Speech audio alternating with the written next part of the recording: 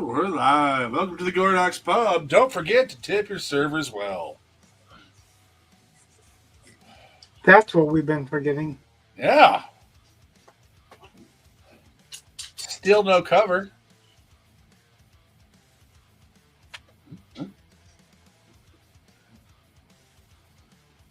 Oh.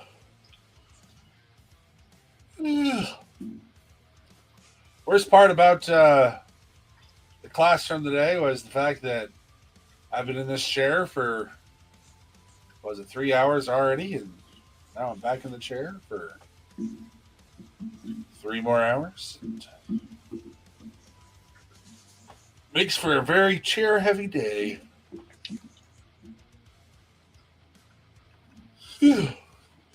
Ah.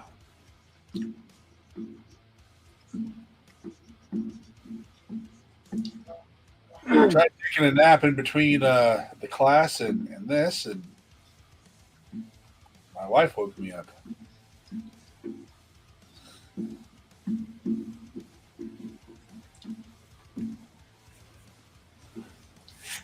Yeah, I'm physically hurting, so.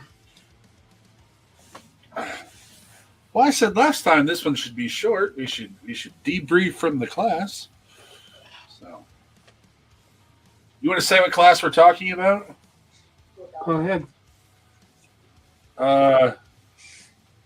His name is his first name John? Jonathan Mayberry, yeah. He's a best-selling author. Well, yeah, I was thinking Mayberry. I was like, then all of a sudden I'm blanking on his first name. Kind of like when I blank on John Brown versus Dan Brown. Too many Browns. I like the fact that he's raising money for with people displaced by the fires in California. I hope he did something to help the people in North Carolina. I don't think so. Well, I wouldn't know. And he's still doing good, but those people need help too. Help I can't provide, but hey, at least at least the Amish are building for them. Yeah. No, seriously, the Amish have built a lot of homes for them, a lot of small homes, but I know, gets them out of the fucking elements. But didn't FEMA bitch about that? Like they said they weren't up to code or something, and it's like I don't know if they did, but they weren't. FEMA was all fucked up, and Red Cross was all fucked up in response. So, I don't know for sure if they complained about the Amish houses, but I don't see where they got any room to. Yeah, but I really do think they did. Ugh. Yeah. Again, it's one of those. One of the double standards from the last administration. If a Republican president had had that kind of response, it would have been all over every channel all the time, and it would have been just way worse. But hey, whatever. That's our media. Well, you see, the main key is that a Republican's not going to.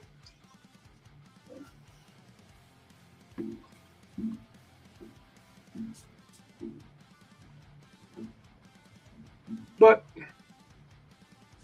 that's another different subject. Yep.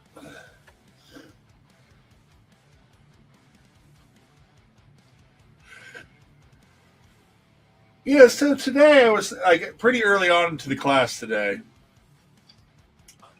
He said something that it's kind of funny about how. Okay, so I'm going to link this to a lot of things. So this is how my brain works. Here's the ADD version of how my brain works. So he was talking about outlining, and And then he was talking about how he writes like the first couple chapters or whatever pages for a short story, and then he writes the last couple pages or whatever. Chapters for novels, pages for short stories. And he said about how, if you're outlining, it shows you don't have to write in sequence. And I remember back in college, I had discovered you don't have to write in sequence. But then, and this is not John Brown's fault in any way, shape, or form, but John Brown said, don't do that. He told us. He's like, you'll end up with more problems. And, and Brandon Sanderson talks about how, just because he says it works for him doesn't mean it's going to work for you. Or just because he says it doesn't work for him doesn't mean it won't work for you. Right.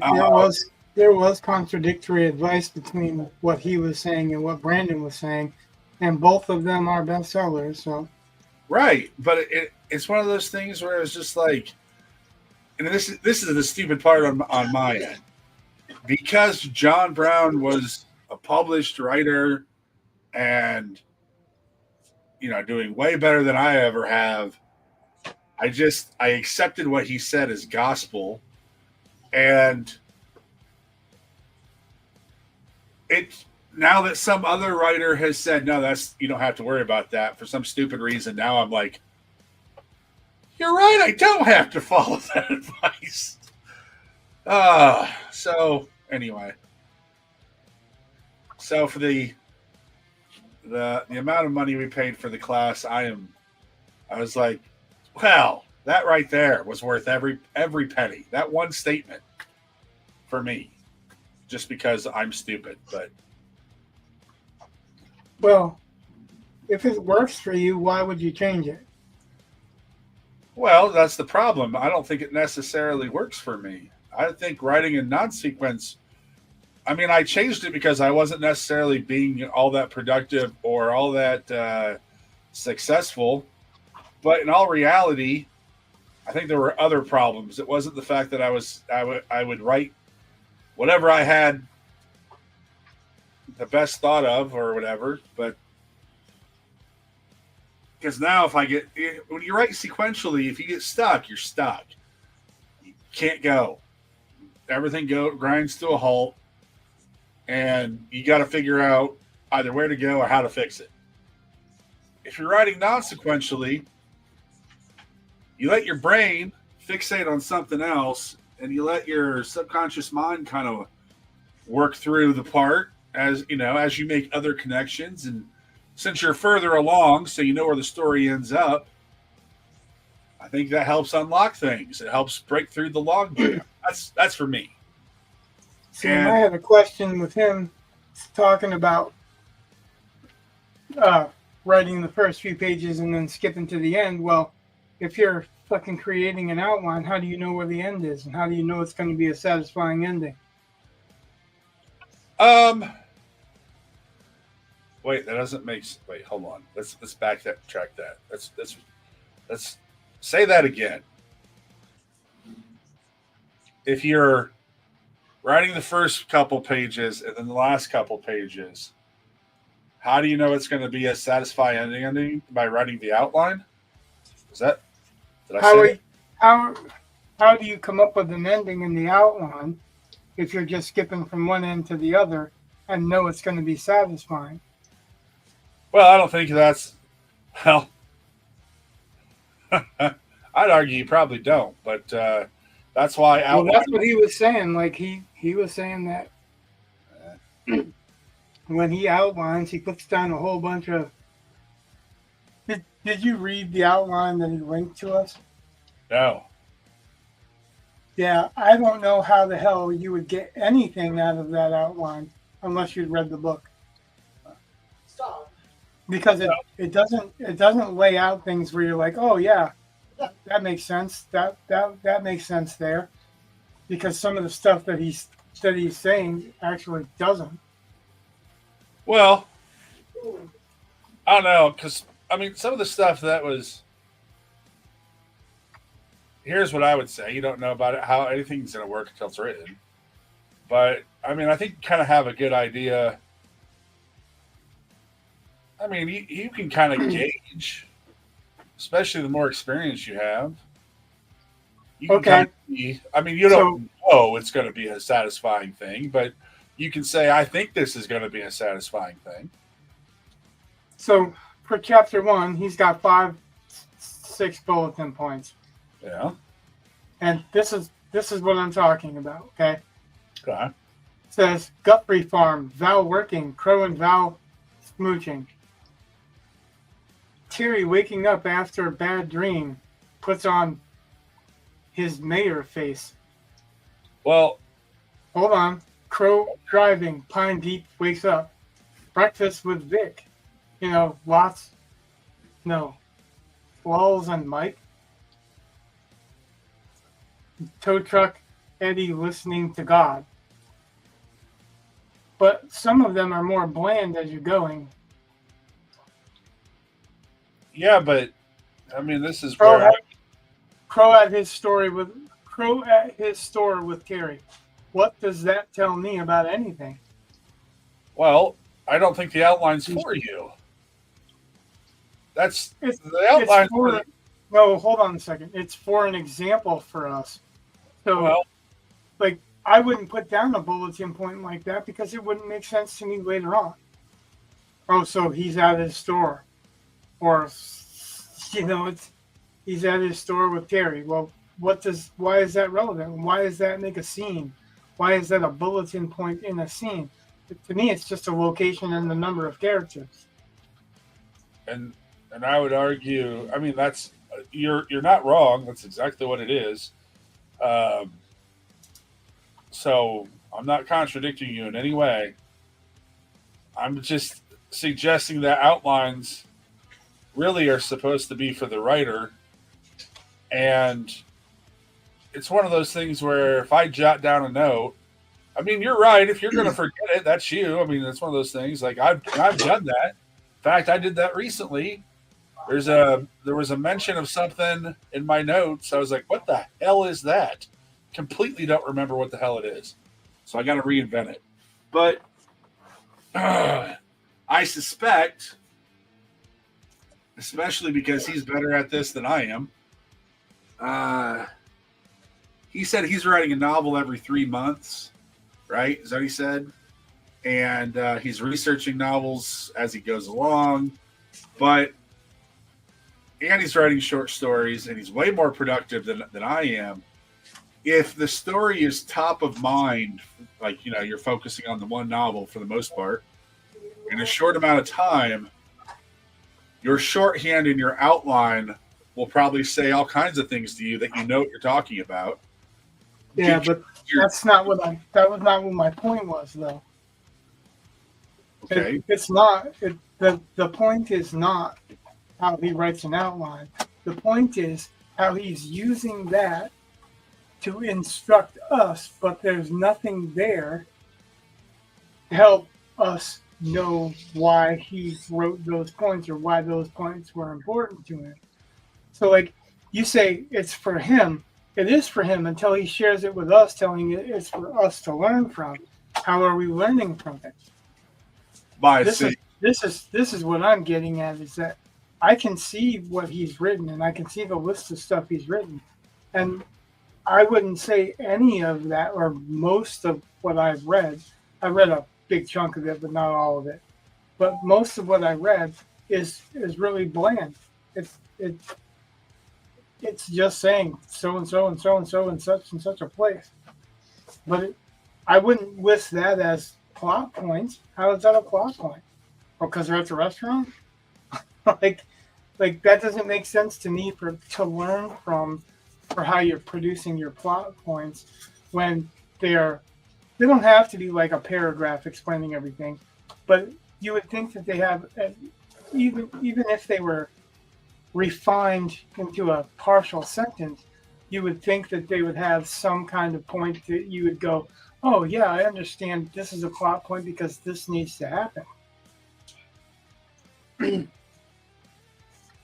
But the way he has it written, two people are meeting at his place of work, well, there's no reason for them to be necessarily at that place. When I look at that plot line, it doesn't tell me that they have to be there. It just simply tells me that they have to be together at some point in time. It doesn't even tell me why. I guess, and like I'm trying to figure out how to work this out for myself to make it usable for me. And if I can't understand what I'm looking at to translate it to what's usable for me, then it's not very useful. You understand what I mean? Like I'm not trying to say, oh, the outline has to be understandable to everyone that looks at it, unless you're telling everyone to look at it. You know, that's a little bit different than if you're saying, oh, this is what I do. Brandon Sanderson did that in his lectures, the ones that you showed me that you were watching. Yeah. He just did that like on number 4, and he was like, this is the way I plot it. And he's like, there might be a romance plot, there might be a, and he lists the different types of plots: internal, external, romance, information, whatever. But then he goes, well, I know that he needs to do this, so I'll put this here. And then when he's saying it, like he puts the major points down, and then he fills in the blanks between them. So like he might have an idea that fits in between them afterwards, but he doesn't have chapter headings. He doesn't have all that stuff. He breaks that down as he goes. And I can see some similarities in what both of these authors are saying, but I don't see much value in, something that's so shorthand that you don't know what's going on. So why is there value in that in the outline to somebody who doesn't know what your story plan is? Actually, I sent him that question kind of a little bit more refined. He hasn't answered me yet, so, but I sent it to him right after that class ended because he was all like, oh yeah, email me, and like, there you go. I also wanted to get a copy of it because he didn't mind us sharing it with like Jake or whatever, so. Right. Okay. What now?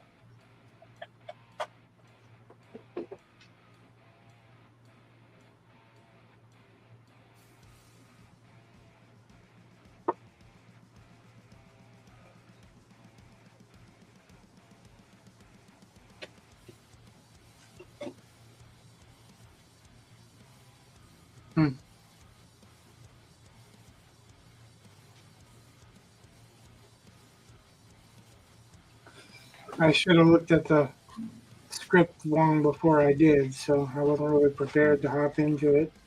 I didn't think there was going to be 5 panels, so that hasn't been the way we've been working. So, Well, you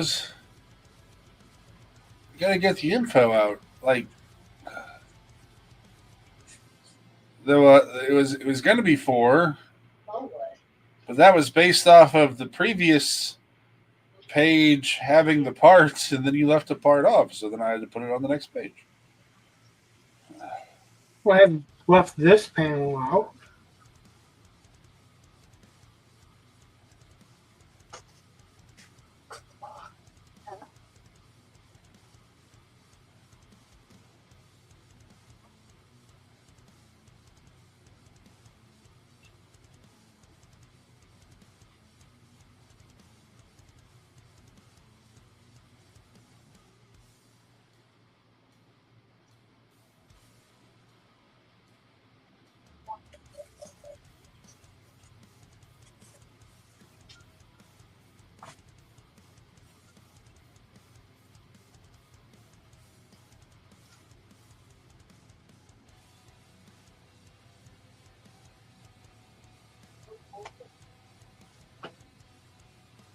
I don't know. I guess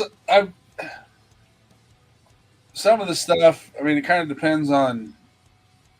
I don't know. plot points and whatnot would depend on what type of story it is, and even then, those can vary. Although, I mean, you have some general structures. So, like, my question, Yeah. the reason that I even asked that question is, if you're coming from someone that has never outlined and you want to learn to outline, that's not how you're going to learn to outline. That's going to confuse you. Okay. Like, it's unclear. Like, he's supposed to be a teacher, and he's saying, Well, for God's sake, use an outline, basically. again, that's one of those things where writers seem to, there's some nice money there for holding classes, and if you notice, what a lot of the people there did was, hey, this is my story, how do I fix it? And I'm like, that's really short-term thinking, because that's, how do I fix this one problem, not what can I learn that I can apply to every story from here on out. Well, there's one guy that asked the most questions, and that guy, I think he was on something. Yeah. You know what I mean? I'm not going to mention any names, but yeah, I was just like, okay, get to the point, buddy. So yeah, and it's like every time it's like he's drunk, he's talking kind of slow, and yeah, and his eyes are red, but he's looking down. Yeah. It's just one of those things where, he gets the hold of class because he sold a lot of books. You know what I mean? That doesn't necessarily mean he's a good teacher. Kind of like when you have people that go into teaching because they're good at a subject, but they're not necessarily good at teaching. They just know the subject really well. So, like your point is a good teacher. Well, that was the reason that I even took the courses, because he's touted as a very good teacher from a lot of people. Well. And I did pick a lot of stuff up from him, so don't get me wrong, but what I'm saying is the examples that he gave us for outlining, for someone who's trying to convince us that we should outline, you would think that there would be at least a clearer picture for the person that's trying to learn how to outline. We need to come up. You're going to change it to your own thing anyway, but you still need to have a basis to work from. I think I'm going to call it cloud seeding. That's what I'm going to call it. And I'm going to develop a course on outlining. But it's not outlining. It's cloud seeding. Because if you put a new name on it, or if you steal a name from something else that sounds cool, you can present the information like you came up with it all on your own. And then you can sell that book. And that's how you're a best-selling author all of a sudden. Not that we know people like that at all. And it wasn't Jonathan Mayberry. But it's a common complaint that I have. Well, there are a lot of different, I guess you could call them plot techniques. Yeah. And cloud seeding sounds an awful lot like this snowflake technique. Probably is. I'm just saying, if you want to mention something about decimating the things that you love the most and cherish, and say that is your new technique for writing, which other people have done the exact same thing, they just didn't call it that. Okay.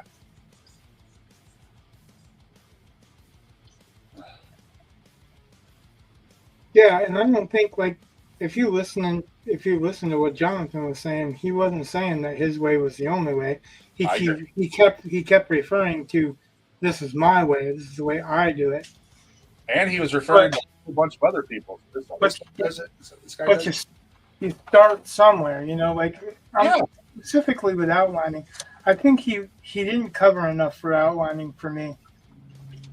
Because, if you have a compiled bit of data, and you want to outline with that compiled bit of data, then I can see those points, appearing. Until you have, a beginning and an end, and then you're just getting things like the John Brown method, where you're marking things that you like about this genre, and then things that that zing for you. Right. I forgot the other one. Uh, Boom and zing. yeah.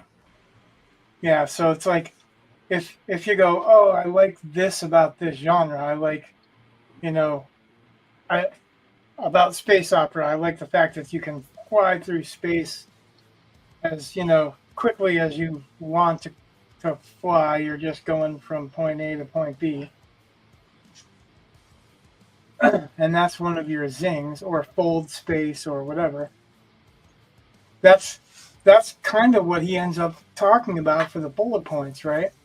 Yep. Until you get something. But the problem is that when he gives us the example of the outline that he gives us, he already has something, but we don't know how he got there. We don't see that progression. And I think that's one valuable thing that's missing from everybody that teaches writing, that teaches that you should outline, is that they don't teach you the progression to get an outline. I mean, like I can piece some stuff together because I've taken enough courses, read enough books, written enough stories that I can kind of develop something like that. But That's I funny don't know. because, I guess to each it means something else.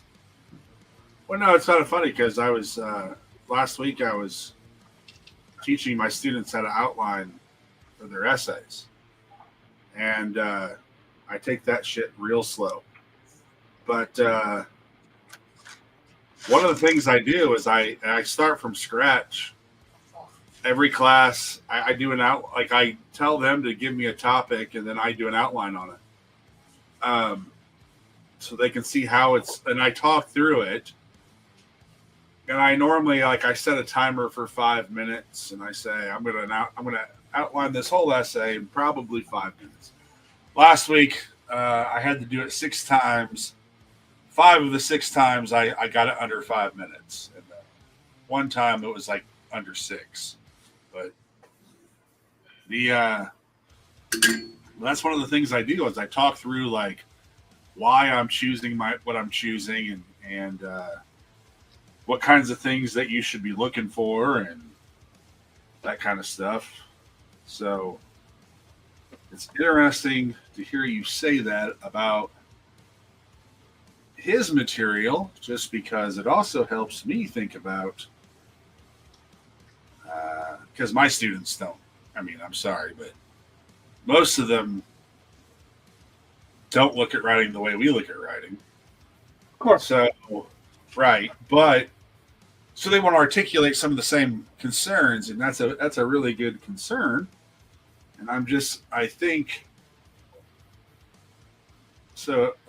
I wouldn't necessarily. I didn't pick up on it that way. Part of that's just because of what I was focusing on, and I already outlined. So, like, that wasn't something, you know what I'm saying. So it's kind of cool that you picked up on that. That's kind of nice. I don't know. Well, because I looked over at the list of free for writers or free for authors or whatever he called it. Yeah. And he's got like part 1, part 2, and part 3 of like outline and plotting process or whatever, and just reading through it, it was like there's not even enough information here to I couldn't see anything on that list that you were like, oh yeah, that's the thing that I needed, that's the piece that I was missing, because it doesn't come off as pieces. So I mean, it was troubling to me a little bit that if he's trying to convince pantsers to outline. He doesn't have, enough of an example to show what makes the plot points to start off with, or I don't know. Like I'm probably wording it wrong, but Huh. it just No, it but it's just didn't work for me because I wasn't like, how does that mean anything, well, okay. So, I mean, this is the way I would look at it. I guess I don't know if he's necessarily trying to convince people to outline, because I don't know if that's really his job, that he has to convince people to, whatever. Well, But that's what he said, well, he recommends it, but it's not like there are people who don't My outline. spleen hurts. Huh? It makes my spleen hurt Yeah. Well, that's fine. when But, people pants this stuff. well, So if it's yeah, he's advocating for outlining, and yeah, there's really no other way about it then. So he's definitely recommending it. His experience. I mean, again, he's biased. His experience has been that not plotting or not outlining leads to more hassle and more time spent, and all that kind of stuff. And a lot of the stuff he was saying about outlining, I would agree with. Um, Even because, like, he was talking about how if you pant stuff, a lot of times it's really hard to finish writing a novel because you're about 100 pages in, and all of a sudden you're in the work of it, no longer the thrill of it, and you don't know where you're going. Which, the more you know about, like, okay, so if that's causing you anxiety, you're going to have a fear response, which tends to lead towards procrastination. So all of that checked out with what I've experienced, and uh, yeah, but I was already. I mean, again, I'm already biased, and but I can say that he obviously firmly believes it. Um, but I just because you're a firm advocate, you say things like, it's like at school, everyone knows I use Moodle, and I think it's the best thing you can get for your classroom right now. And I will sing its virtues to anyone who will listen, but it's not my job to persuade other people to do it. And I'll recommend it all day long. I don't understand why more people don't want to use it. They say, well, I use Google Classroom. And it's like, Google Classroom is not a learning management system. They tell you that right on. If you dig through their material, they'll tell you that. And it's so much less effective than Moodle is. But, it's a big corporation, and therefore it merges seamlessly with Google Classroom. Well, that's because Google Classroom doesn't do anything. Oh, it's so stupid. So whatever. But not my job to persuade people. I'll recommend it all day long, but it's not my job to persuade. So I don't know. I guess I see some of that, but and I'm not saying that his material couldn't be improved. In fact, actually, I'm saying if that's what it's like, then yeah, it might. There could definitely be some better learning materials if that's what he's going to ship out. well, it's also, it might be like that instance of that one move that you had to get taught from somebody else. Maybe it just, the way he's phrasing it or the way he's showing it just Right. doesn't work for me. I like the fact that he's very knowledgeable about a lot of different authors and different techniques that were used, and so that shows, and I can understand why on that.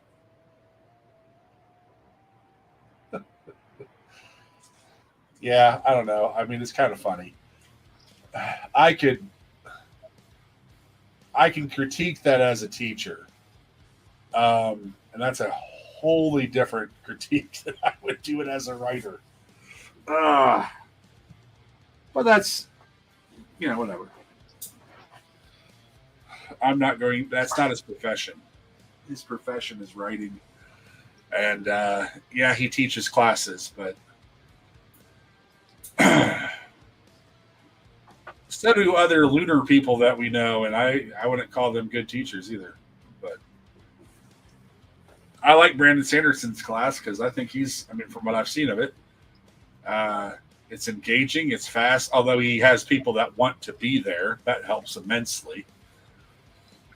He doesn't have to necessarily persuade anyone. He just simply says, "This is how I do it." If you're smart, you'll at least try it because I've been successful. Well, Brandon usually doesn't go, "Hey, this is the smart way." He goes, "This is my way.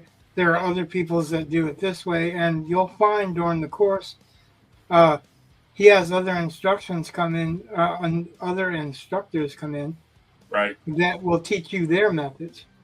Right. He knows what his experience was. He knows what works for him. He has the benefit of being, taught by Dave Farland in school, Right. So he was pretty much, I don't want to say raised on it, but yeah, kind of. Like that was there forever. He had all kinds of access to LDS writers because he's LDS and he was in LDS schools, So that's not commentary on his religion. It's commentary on the community that's available to him because they do share that. So just wanting to stress that I'm not saying that you have to be LDS to be a writer, or the only reason that he's successful is because that's not what I'm saying. You know what I mean? Yeah. Oh, I understand. Like, I don't. You were saying that for my benefit necessarily. Right. That wasn't for your benefit. Well, the only thing that I was saying for your benefit is that he was surrounded by writers that we either know and or admire. Orson Scott Card, Dave Farland, Dan Wells is one of his friends, Brian McClellan. Yeah, there's Larry Correa. There's a whole bunch of them that fit that are in that category. So.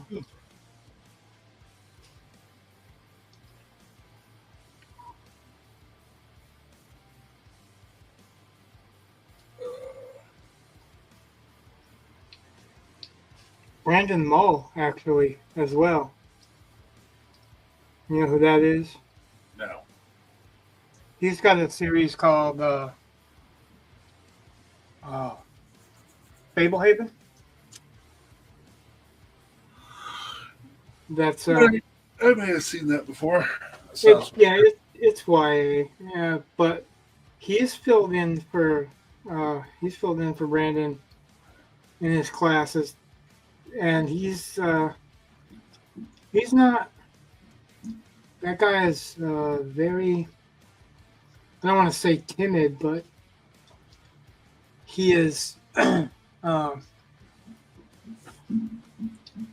very loud. Did you ever meet Dave Farland in person? Nope. So when Dave Farland was doing the Superstars, he would literally have to have a microphone to get across to 10 chairs. Like it wasn't a huge room. It wasn't, filled or packed. But he was very, almost timid sounding. He's very knowledgeable, but he, didn't express it as boldly as one would think he did, considering like he's been career prison guard and all this other stuff. those things, especially in LDS, you'd think that that would make him a bolder speaker. But it seemed like he was pretty much kind of a timid speaker. Well, Brendan Mull is kind of like that. He was like that for the classes that I saw him do. He's got some knowledge too, but his focus is YA. So now Brandon Sanderson writes some YA as well, but Brandon Mull, that's what his living's made on.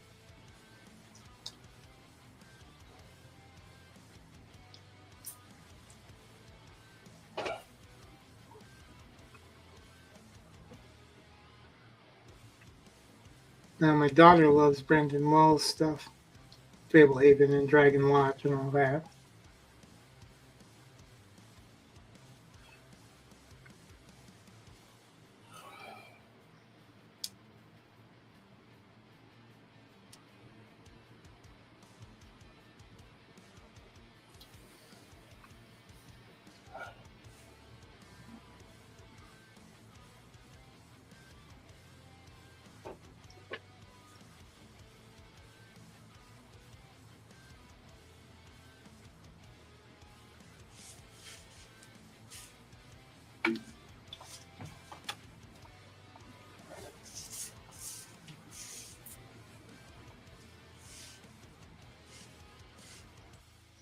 No.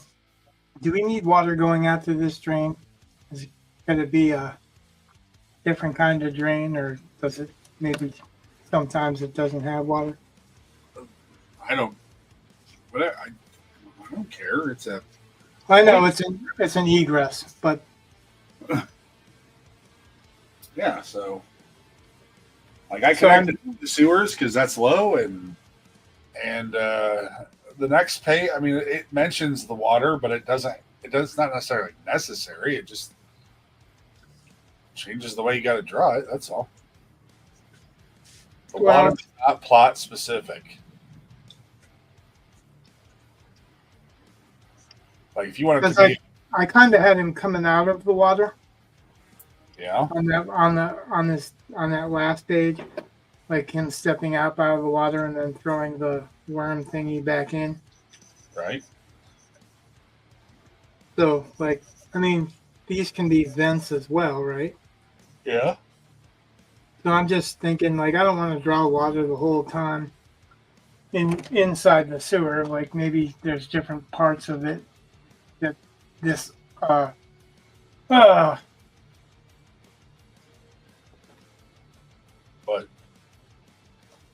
trying to infrastructure, so it doesn't have to be all the same parts of the infrastructure, right? Right. Or I was thinking maybe it floods and washes out so many times a day. I don't want to draw water all the damn time, and then draw no water, then draw a stream, and and then you confuse me again because we were talking last time when I was designing this guy. You were saying that it was mountains and forests and stuff, and I'm picturing mountains and forests like the Appalachians, and then your phrasing was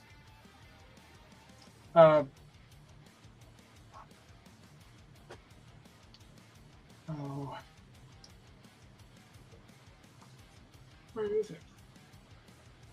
Oh, rainforest. I told you that last time. I also No, you said mountains and forests, and that's what I was creating that character on. So I was surprised to see rainforest in that context. Okay, well, I'm telling you, I said that last time, and it was already done last time, and it was already there last time. I promise you, it was there last time. Because again, as far as I'm concerned, that's a much warmer planet at that point, and it's a lot greener, and you can play with as much stuff as you want to get around with. And that's why when you were like, you wanted a thing that's a hybrid of all kinds of, cool by me. Because I think that's, well, you were like, it's a chimera of, there's a goat, big toed gorilla bear thing, sloth creature, puma. I don't know. Well, you said sloth. I said what I would find in the woods is what I was looking for, is creatures that I would find in a mountain forest. So that's what I compiled, is some things that I find in mountain forests. Which is fine. And I was like, all right, let's go with that. And it wasn't necessarily that my idea was specifically to be a chimera. It was to create something that was different but looked like it was reasonable. Okay, but anyway, so the, that's hi. He said hi.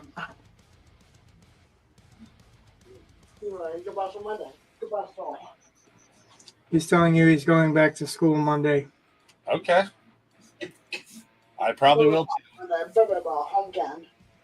He's got a home game, basketball.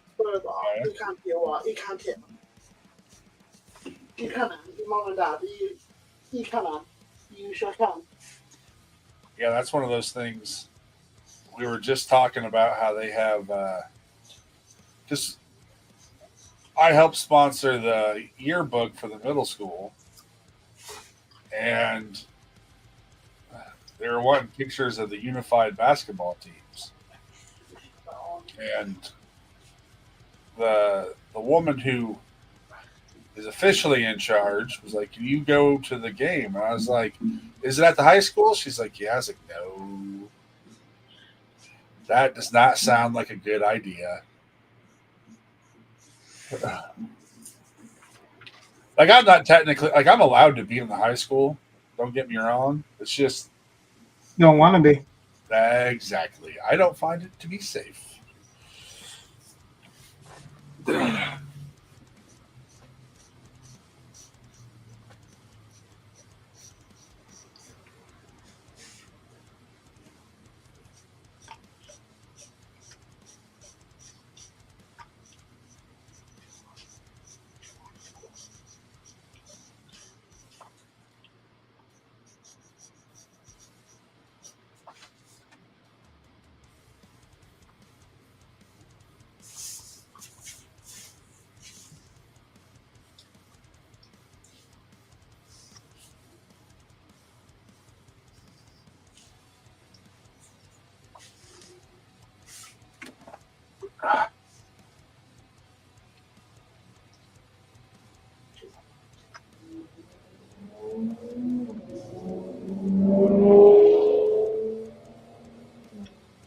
Motorcycle going by outside your place.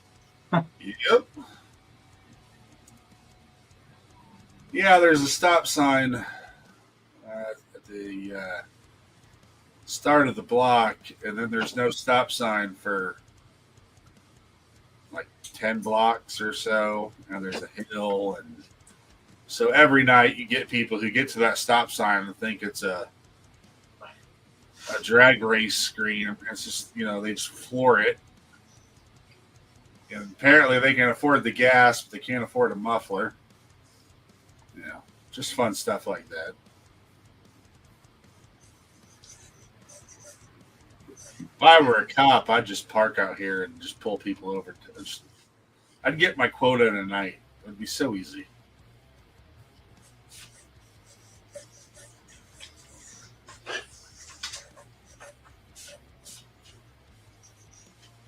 My favorite is when there's like a kind of a loop that people will do and in the summer. And it's just like, oh God. It's like, don't you have something better to do to spend your money and time on than just circling these blocks over and over again? Nope. Like, I can understand it when gas was like 92 cents a gallon, but Now that it's a tad bit more than that, I just kind of think maybe you shouldn't be wasting all that money on gas.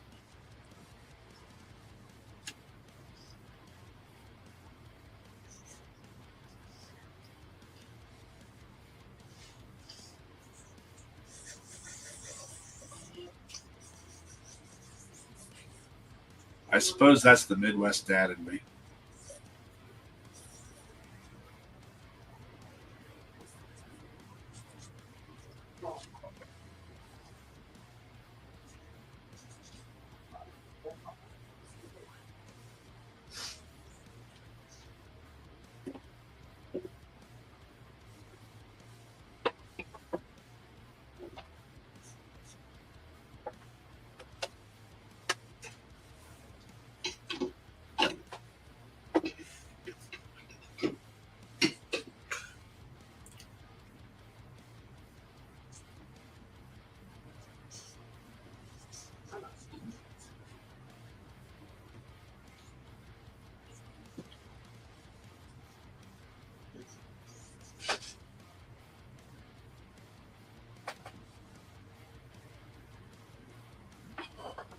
Bye.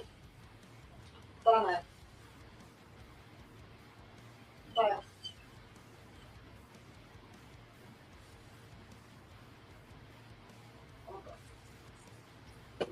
Okay. Truck. One.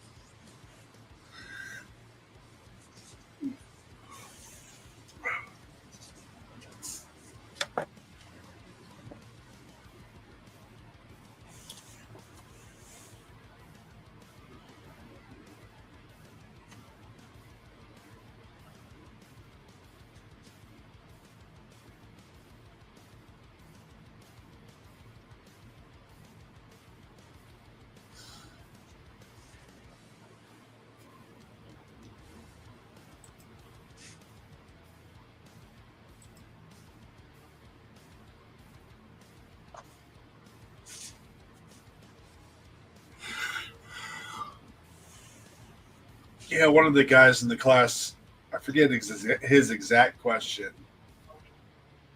but it was like literally, it came down to should I do X or should I do Y? And I kept thinking to myself, uh, how about you do the work and try them both out and see if which one works better? Like I was just, why would you? It's words. It's not like you're paying for, like you have to pay for the letter.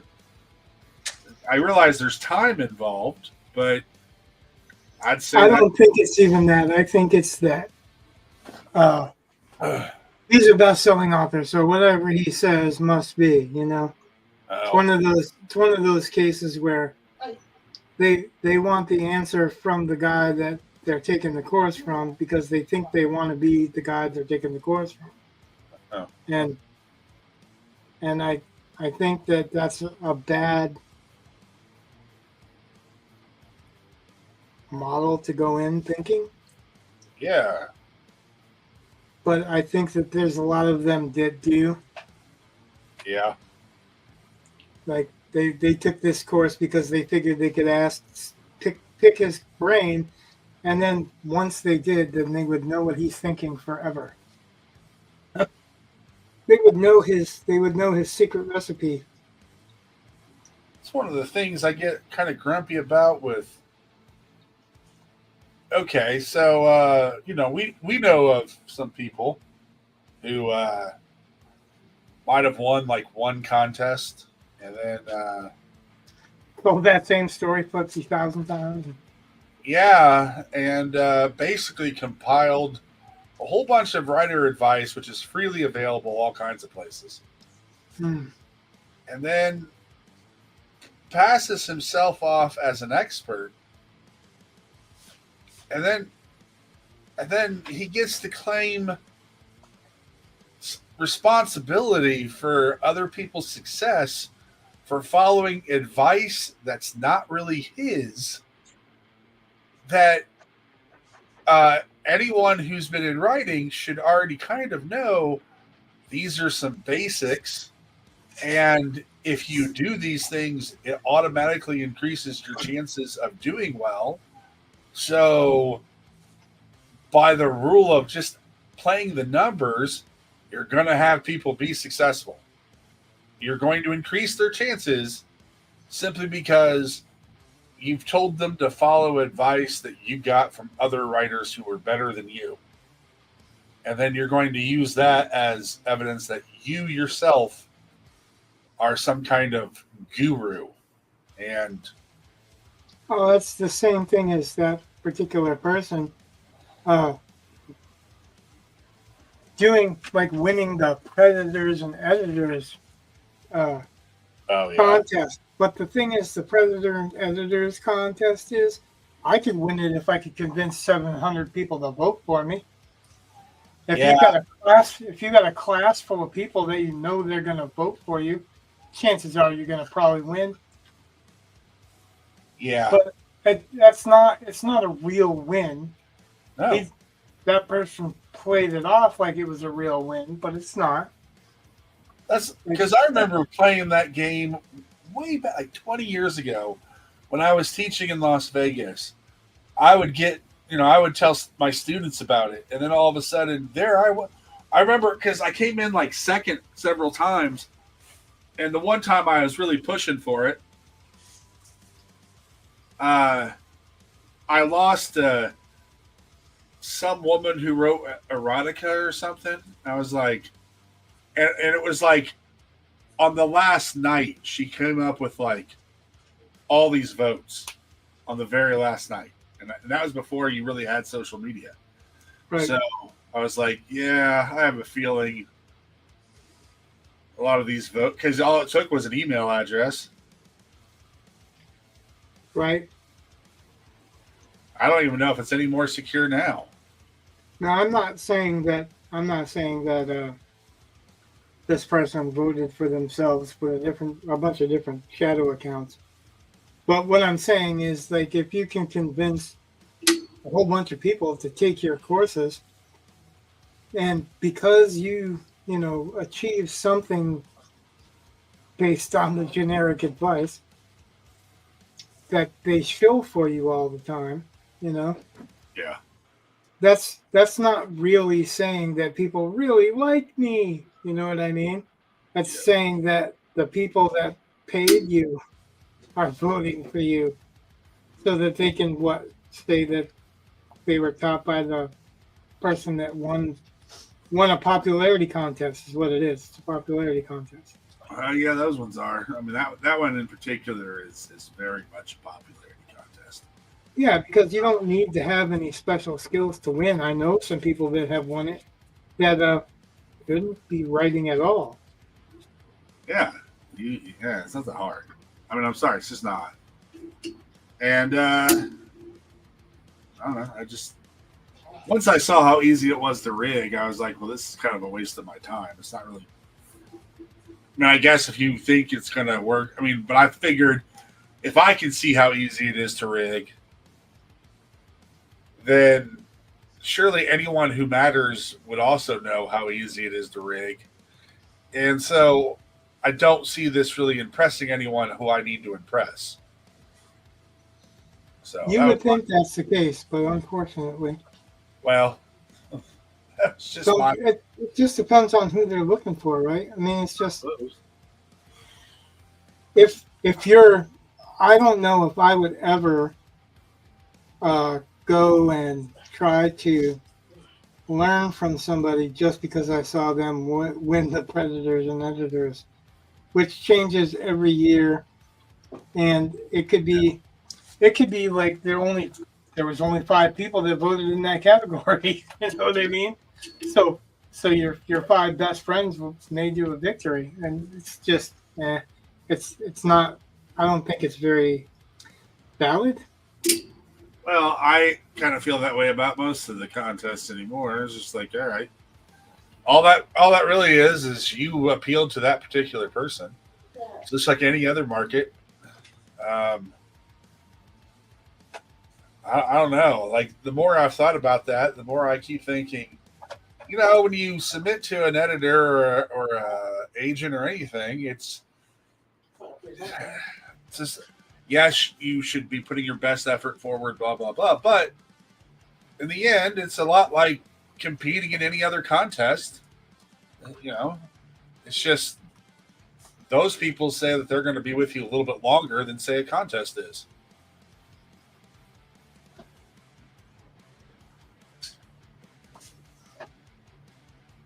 Yeah, I don't place any value on that anymore because I've seen how people can win. People that are undeserving win because they just have popular numbers. Well, I'm saying for any other contest, it's I don't know. Trying to get a regular contract as a contest. It's just what rules you play by. I have seen like 2 different places that are like this Predators and Editors. One of them is like a regional contest. Yeah. So they have regional uh, regional contests for each category or whatever. And I saw one guy that we've actually discussed because, yeah, well, I won't get into it online, but one person that won this, is talking bragging rights. He won this contest and whatever. But then you go and look at the contest, and even though it's quote unquote regional, there's only like 4 states that do the regions. So like one of them's Texas, which this person didn't win. One of them's like Virginia, and one of them is Canada. So, you know what I mean? So like they're and how many people are voting in these contests, and how many stories are actually competing in these contests? Right. How many people actually even know that these contests exist? Yeah. And that's the biggest part of it is that you have a hard time convincing me that you're really good and you're an award-winning writer when it's a contest that nobody ever fucking heard of. Like, okay, so what? If there was 5 entries and there was only a maximum of 20 votes, right, you could win with 5 votes.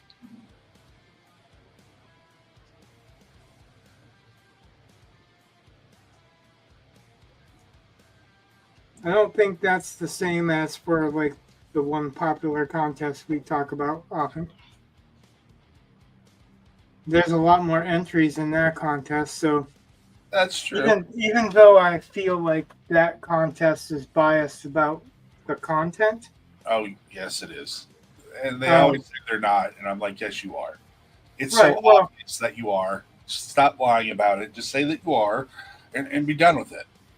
Right, and that's what I'm saying. Like, even though that contest is biased about the actual content, it's not going to be you gather your forces and they vote for you and you win. Right. There's just too many people entering that contest for that to be really feasible. Right. And if you're that well known that you have that many people that would vote for you, you don't need to win that contest. You can just publish. But, Yeah, other than them being biased on what the content is, Yeah. it's not like they're going to just give it away to somebody who's the most popular person. So that's a little bit different in contests, What I always versus popularity contests. what I always find funny about that though is that contest likes to deny that we're not biased, we're not biased, we're not biased. Like, okay, but if I were to own a company and I blind interviewed all of my candidates and I ended up only hiring white men, and I said, well, it was a blind interview process, you would still accuse me of being sexist and racist.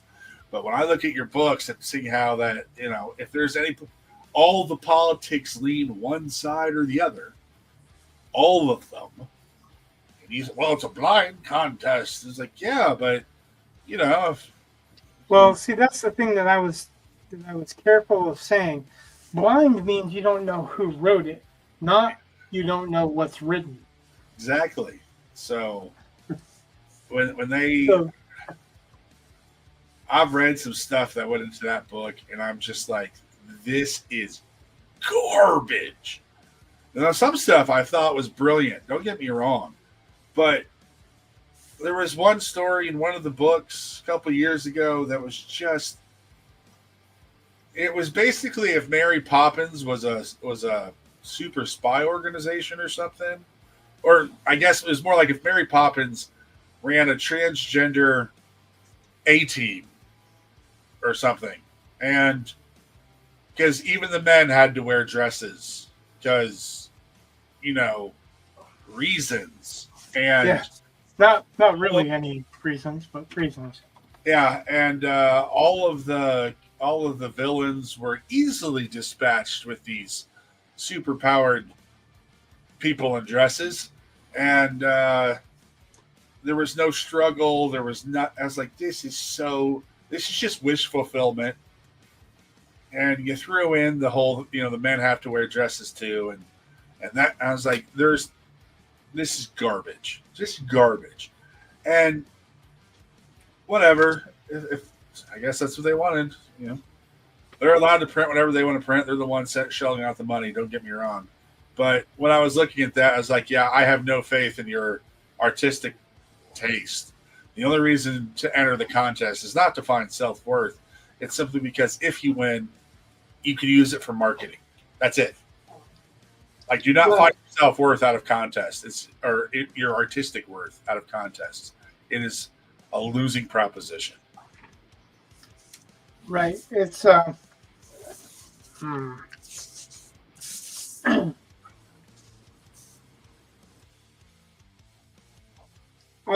don't even think. I mean, you got bragging rights, but for the most part, those aren't even so much anymore. I think that the only reason that that particular anthology is a best-selling anthology is because all the people that want to win that anthology buy that anthology. Yeah. So that they can know what's in that anthology so that they can write to market. But if you actually read that anthology from the early anthologies, you can see how it's changed politically. Yeah, Well, that's just. They give a lot of bad advice too. Like numerically, I went through and I've challenged them on it before, and they just swear that, they say they prefer third person. I was like, well, that's not what your book says. Your book says, at the very least, it's a 50-50 split. And quite frankly, I think it favors first person.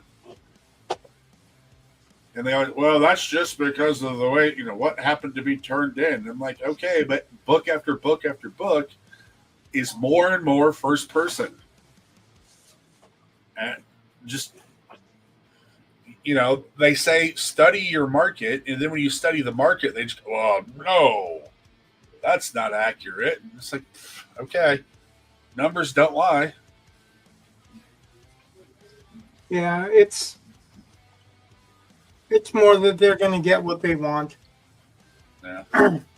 They just don't say it that way. Yeah, I know. I think at least Al just Budrys used to say it that way. Like when he described the difference between science fiction and fantasy, Yeah. he was an editor and he said the difference between science fantasy and science fiction and fantasy is what I call science fiction and what I call fantasy. Uh-huh. He's basically saying that the difference is what I say it is. If I read it and I think it's science fiction, it's science fiction. And then Ben Bova, who wrote hard sci-fi for a while and was Orson Scott Card's agent, pretty much said that if there's trees on the cover, it's fantasy. If there's metal and bolts on the cover, it's sci-fi. But what if it's trees with bolts? I don't know. They probably wouldn't get the cover job. And that was never sold. Yeah, so like It's science fiction if there are bolts on it. It's fantasy if it's trees. It's independent if it's got both. well, then you got to ask like, well, then what is it if it's like space opera? Right. That's both. I agree. Oh. Hey, I'm going to take my midstream stretch, get myself a beverage. I'll be back in just a moment.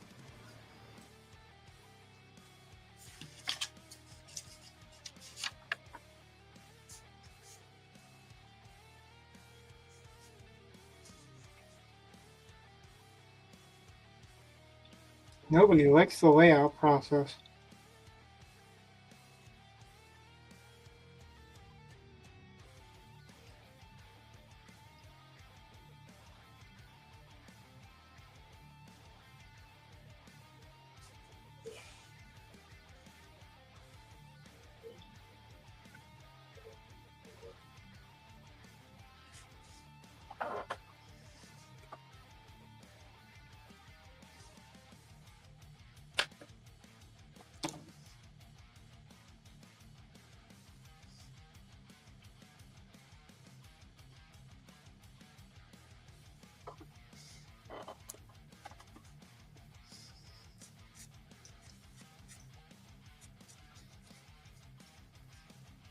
The soft tip does much better for larger swaths of black.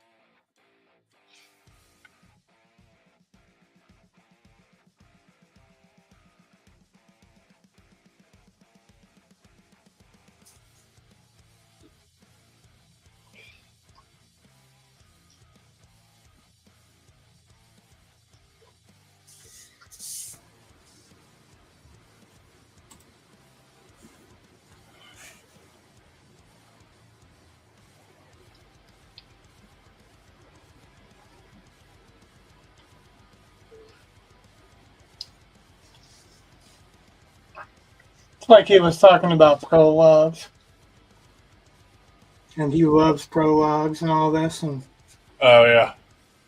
it depends on the author you talk to, because a lot of them swear by the prologue is gone now, unless you're doing like a 1 page, 1 paragraph prologue. Then don't do it at all, because people tend to skip them. Yep.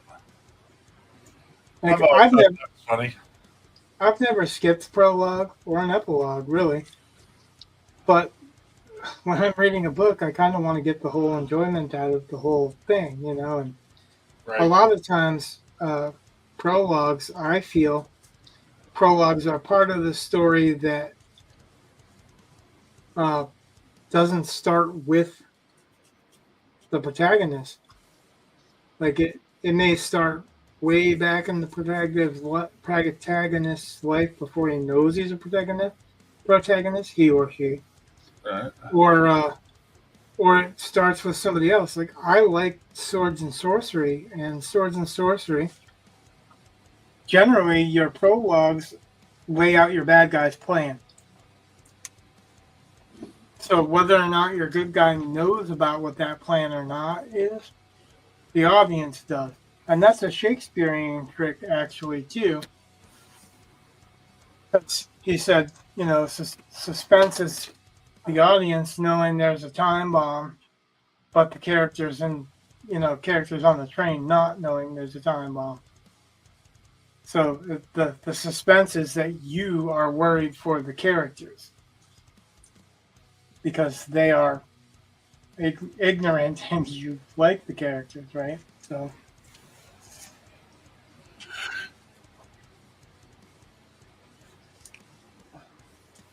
See, I've often thought about that with Star Wars because, it starts off with not the protagonist.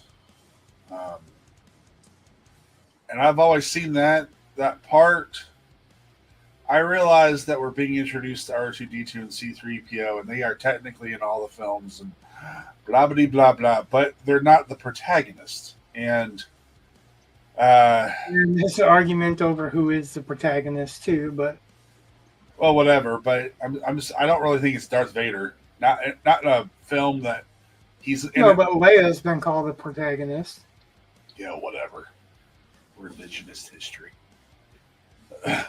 Oh, I don't know about that. She doesn't do anything. What do you mean she doesn't do anything? Let's see. She gets captured. She shoots a hole in the wall that leads into a garbage pit. She puts the plans out. She puts the plea out. She puts the pleas out. She is proactive in trying to help her own escape, but she initiates this whole thing. So that does she resolve it in any way? You could consider her one of the commanders that does resolve it. So. I know she's really involved as she stands there looking at screens going, oh golly, this sucks. Yep. It's just, well, she is Luke isn't either at that point. Luke goes in and does stuff. He's fighting. Not at that point, I'm saying. While she's not doing a whole lot when they're explaining the battle plans, we don't know what took place behind the scenes of it, but Luke's not doing anything for the battle plans. He's just involved in the attack.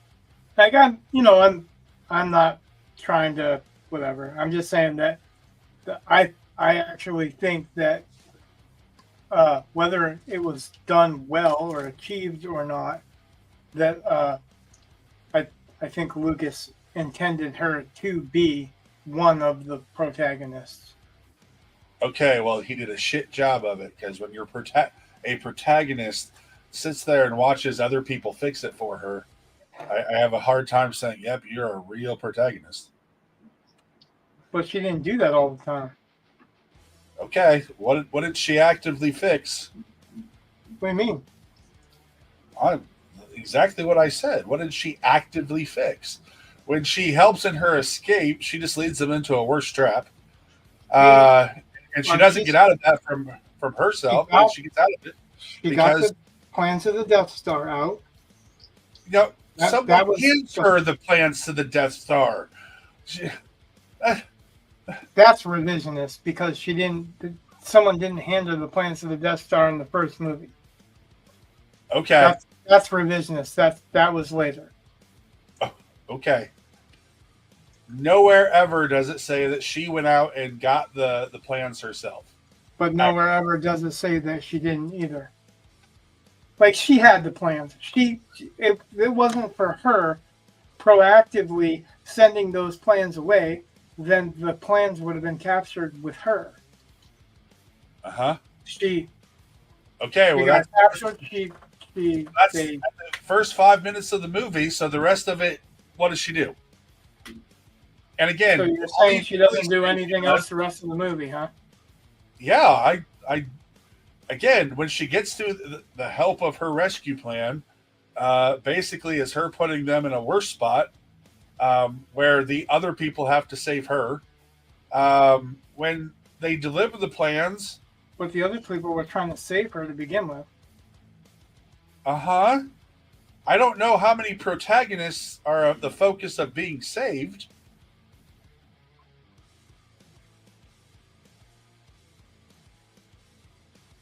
Normally, the protagonist goes out and does the saving, not the I get rescued, and then that's what their goal is. I mean, again, what's the protagonist's goal? She doesn't do anything.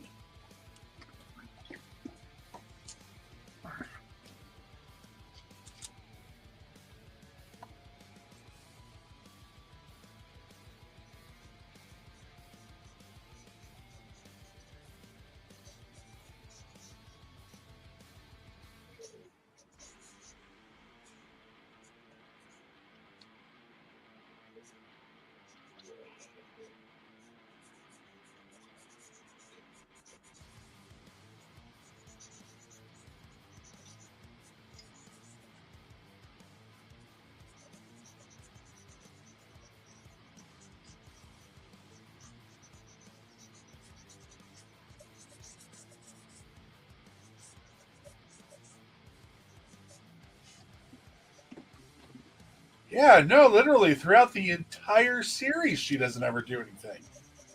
She is a terrible character. Oh my god. Yeah, the entire Star Wars, the original Star Wars film, she does. I mean, she's an object to be rescued, but she. Terrible. I interpreted it as her mission was to get those plans to where they ended up going to. And some of it was through delegation. Without other people's help, and I mean as in. Oh, don't say that you can't have a mission with all of her plans failed. Every single one. Name one person in that movie that does anything without help. Name one plan she has that actually is successful in any way, shape, or form. That it's successful because of her. Like, the plans get there, but not because of her. The plans do get there because of her. That is okay. Sure. Okay.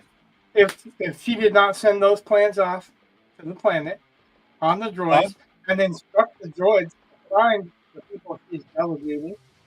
Yeah, I get it. You want to be contrarian because I guarantee that. No, I just think that she does have a goal, and she does achieve her goal, whether or not it's the main goal or.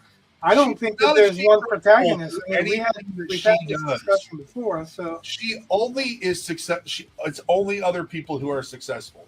She is never successful, ever. Never, not once. Even when she's rescued, it's actually because Grand Moff Tarkin is like, yeah, we're gonna find the base, which is exactly what happens. And when they defeat the original Death Star. She doesn't have a hand in that. She's just sitting around and watching. And then in Empire Strikes Back, they go to Hoth, and what does she do there? And she doesn't really do anything on Vespa. She doesn't. Return of the Jedi comes around, and even there, when she's with the Ewoks, she's like, you know, I guess she saves Han Solo once, but even the Ewok. But these are my friends. They don't give a shit. They're about to have some barbecue, and it's not until Luke does something. Like, it's just over and over again. She is incredibly ineffectual. She may have attitude, but nah, she is not successful. She fails. Oh, in the sequels, she fails. The sequels were a fail anyway. That's true, but it's just, I mean, it's like, I mean, just think about it. That whole Holdo thing, you know, and she supports that crap. Instead of saying, yeah, that was a terrible, this woman doesn't know what she's doing. Like, yeah, it's just bad policy, bad ideas. She is, I can't think of a single thing that she tries to do where she's successful because of what she does. She might be successful because other people step in and fix her problem, but it's not fixed because she does it.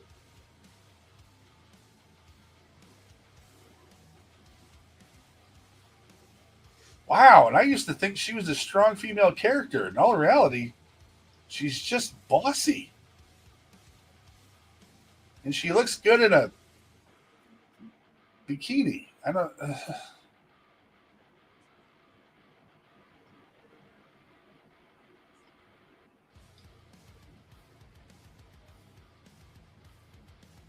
She killed Jabba. That was kind of boss.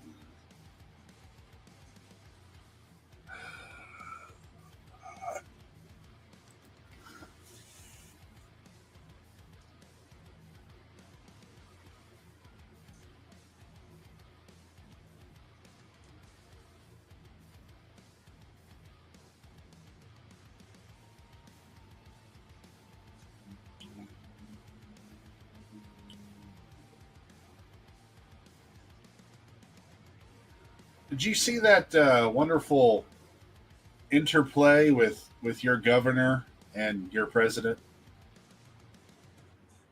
Of course I did. What did you think about that? I've never thought much of this governor anyway. Yeah. But everybody's fucking claiming that she won it. Oh, I haven't seen that. I don't think she did. Oh, I've seen everybody claiming it. Like, well, obviously everybody on the left. Well, Rachel Maddow and I think it's a beautiful thing, and it shows the beauty and wonder of the Department of Education. Because when you don't protect girls' sports, you're in violation of Title IX. And the Department of Education is the one charged with fixing that. So why haven't they been doing that? And, well, there's an investigation into it right now. right, because again, because the federal government, the people in charge of the federal government, have decided this is the policy they want to force on states, and while I agree with this particular policy, and so I'm all for that, it highlights some of the problems with the department to begin with. And if you think that this isn't just a matter of trans rights versus women's rights, it's also a matter about federal power versus state power. And if we didn't have that's her argument, is that this isn't about protecting girls. It's about the president can't be defied and blah blah blah. And I'm like, no, it's not about being equal to trans. It's about defying the president. Yeah, it's about protecting women's sports. It's about protecting women. It's about saying that she's claiming that it's not about the protection of women in sports. It's about him imposing his will. And I'm like, no, what the whole issue isn't either one. It's about her trying to show that she doesn't have to listen to the president, like as if she's got more authority than him. And she doesn't. I know. Well, I mean, to some extent, she has some authority that he doesn't have. But she doesn't have more authority than him. I've said from the beginning, I don't understand how you can say that Title IX means that there are no more women's sports. And that's what allowing men into women's sports means. It means that there are no more women, because the top players are never going to be women. Not if there are men around. I'm sorry, it's just not. Well, yeah, it's unfair competition because men have been proven to be faster, stronger. I know. Their endurance lasts longer, so there's muscle build different. Well, that's what I'm saying. Because of that, because of their difference in build, because of their physical differences, it can't be equal. So there's really no reason for anybody that's a man to be in a woman's sport unless they just can't win in their own. Yeah. And that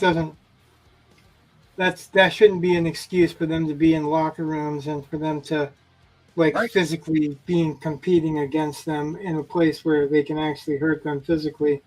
Yeah. Like, you know what? If you can't compete with the guys, don't fucking compete. Or start your own league and wear whatever you want. I don't care. If you're a male and you care about competing, you're not fairly competing. You're not really competing when you're going up against a different class. It's like fucking, oh, I'm gonna race the toddler division so that I can win. That's exactly what it's saying to me. You're a fucking scumbag, and if you need to compete in a different sex's sport to win, you're not a fucking winner anyway. You're a fucking loser. So I don't care. If they develop a trans league, that's fine. But the thing is, it's not going to be a trans league with women that are transitioning into men competing against men that are transitioning into women. It's only going to be a fucking male transition league. And then they're going to complain that it's not fair because they can't win them all anyway. All of it's a delusion. I'm sorry. I find it funny that, they want to talk about a war on women. And I'm just like, you mean like getting rid of all women's spaces and women's sports and women's opportunities through scholarships, that kind of war on women? Seems to be the Democrats talking. They're clinging to that one. So, well, what I'm really hoping to see is Kash Patel's victory meaning something.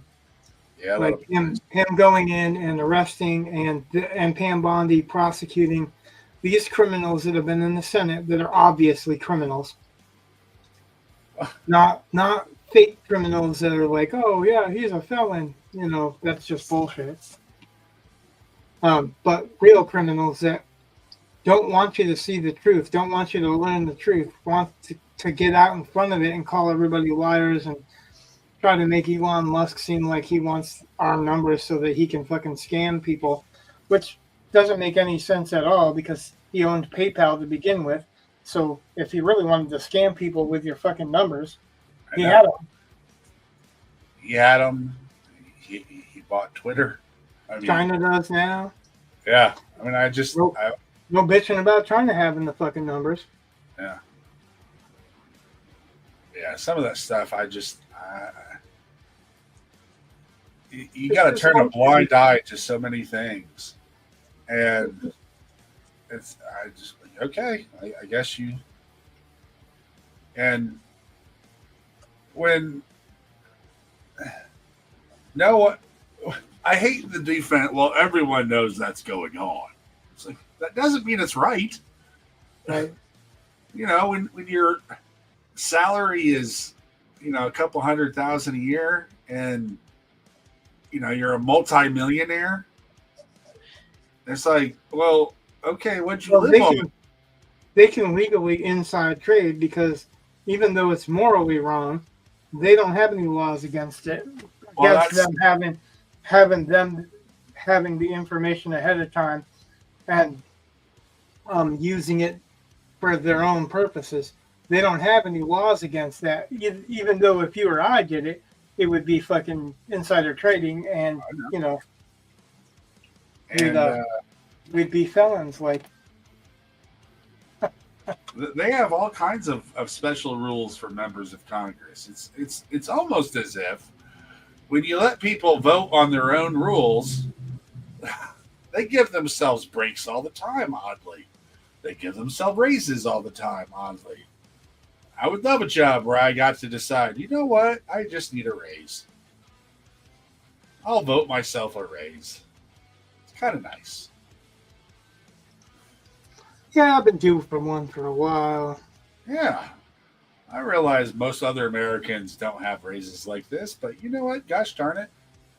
I'm special. Not only raises, but raises and tax exempt and health benefits and social security. They're exempt from doing the they're exempt from Obamacare. Right. You know what I mean? Like, how is it that they can be exempt from Obamacare, but we can't be exempt from Obamacare? Yeah, I've never understood all those carve-outs. It's like, how is that cool? And it's cool because they say it is. It's not because it actually is cool. It's just because they say so. Right. And again, why do you need raises all the time when you already can do insider trading? Like, hello, you're already millionaires. You don't have you get paid $200,000+ a year, and you don't have to pay taxes. Yeah, that's not enough for you. And if we catch you in some fucking cheating, then it's all like, oh, you're just trying to gain it for yourself. Like, no, really? I can't gain it for myself, but you can. Well, that's like. And Elon, is the number one taxpayer in this country. He pays more taxes than anybody else in this country. But that's not his fair share because I don't have as much money as him. Right. That's not his fair share because he's the most wealthy person in the world. Well, he's the most wealthy person in the world because he made himself that way. And I don't think he's the arbiter of morality. I don't think of any of those things, and I'm sure there are things that some of his ideas I just question some of the stuff, and I don't think he's not perfect. He didn't. He said so when in that interview in the Oval Office. He's like, "Yeah, we're gonna make mistakes, and people are gonna call us on it, and they should." Yeah, that's what happens when you're transparent. Yeah, how is that corrupt? How is that corrupt saying that, everybody makes mistakes and call us on it if I'm making a mistake? How's that corrupt? They will find one thing, or, to be honest, they will find more than one thing. They have found They'll make some shit up if they can. But, I saw one thing where they're like, oh, yeah, because they said this was about magic because it was a town that's their thing, that's their motto or something, or maybe that was the name of the town or something, whatever. I don't care. In the grand scheme of things, they've been very upfront with the fact that the accounting procedures have been shit. And so it's hard to tell where some of the stuff is going. And so when it's labeled in a way that looks highly suspicious, they flag it and they say, hey, this looks suspicious. Or when they said there was some program that they said they should cut and that would save $8 billion, and it's really only $8 million. And the left is claiming this is evidence that they're terrible at their job. And I was like, when was the last time the government ever cut a program that was $8 million? Like, I don't. And that's like, oh, they're not giving welfare check to people that are 200 years old. That's just a default code that it goes to. Like, bullshit. Yeah, not a default code that it goes to, because you had plenty of time to fix that shit. Yeah, why would you have a default code like that? You know, just saying it's a default. Well, that's just a default code. Why is that? They're not funding corruption. They're just don't know how to code. That's all. Yeah, these are all 100 fucking computer geniuses don't know how to code. Well, there's coding, and then there's like accounting coding, and every place has their own little system for that. But again, they said they don't know how to code. They don't say they don't know the accounting code. They said they don't know how to code, which is just so fucking stupid to say. Yeah, if you're going to get specific, that's one thing, but they didn't get specific. They were all like, they don't know how to code. They're just teenagers. They're fucking geniuses. And there's 100 of them, not 10, not 20. And if you ask them to write code, I bet you they'll do it just fine. Yeah, they could probably write cleaner code than what they're defaulting to. Yeah. And, whatever. But it's, again, I keep thinking about, it's like, I don't hear people really defending these programs. So the right will call out very specific things and say this is absolute BS. Like a transgender comic book, I think in Nicaragua was one. I don't think it was Nicaragua, but yeah, it's a transgender comic book anyway. It was some. There was also a transgender play in Ireland. Yeah, I mean, it's like, why? Like, I'm sorry, but you've got money for this kind of crap, and it's a lot of money. And I don't care what you say. It's like, we got people who are homeless. We got people who can't afford their medical bills. We got people who can't afford their education. But we could afford this crap.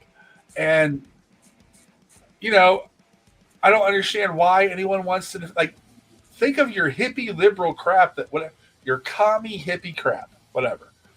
Free healthcare, free education, all that stuff, whatever.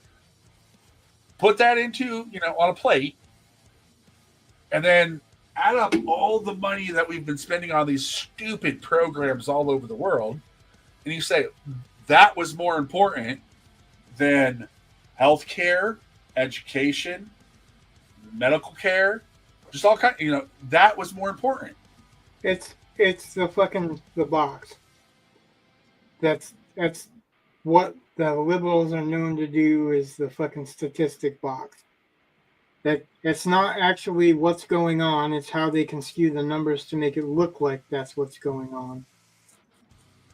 Like, if I can jam it into this box and make it look like it's part of this box, right?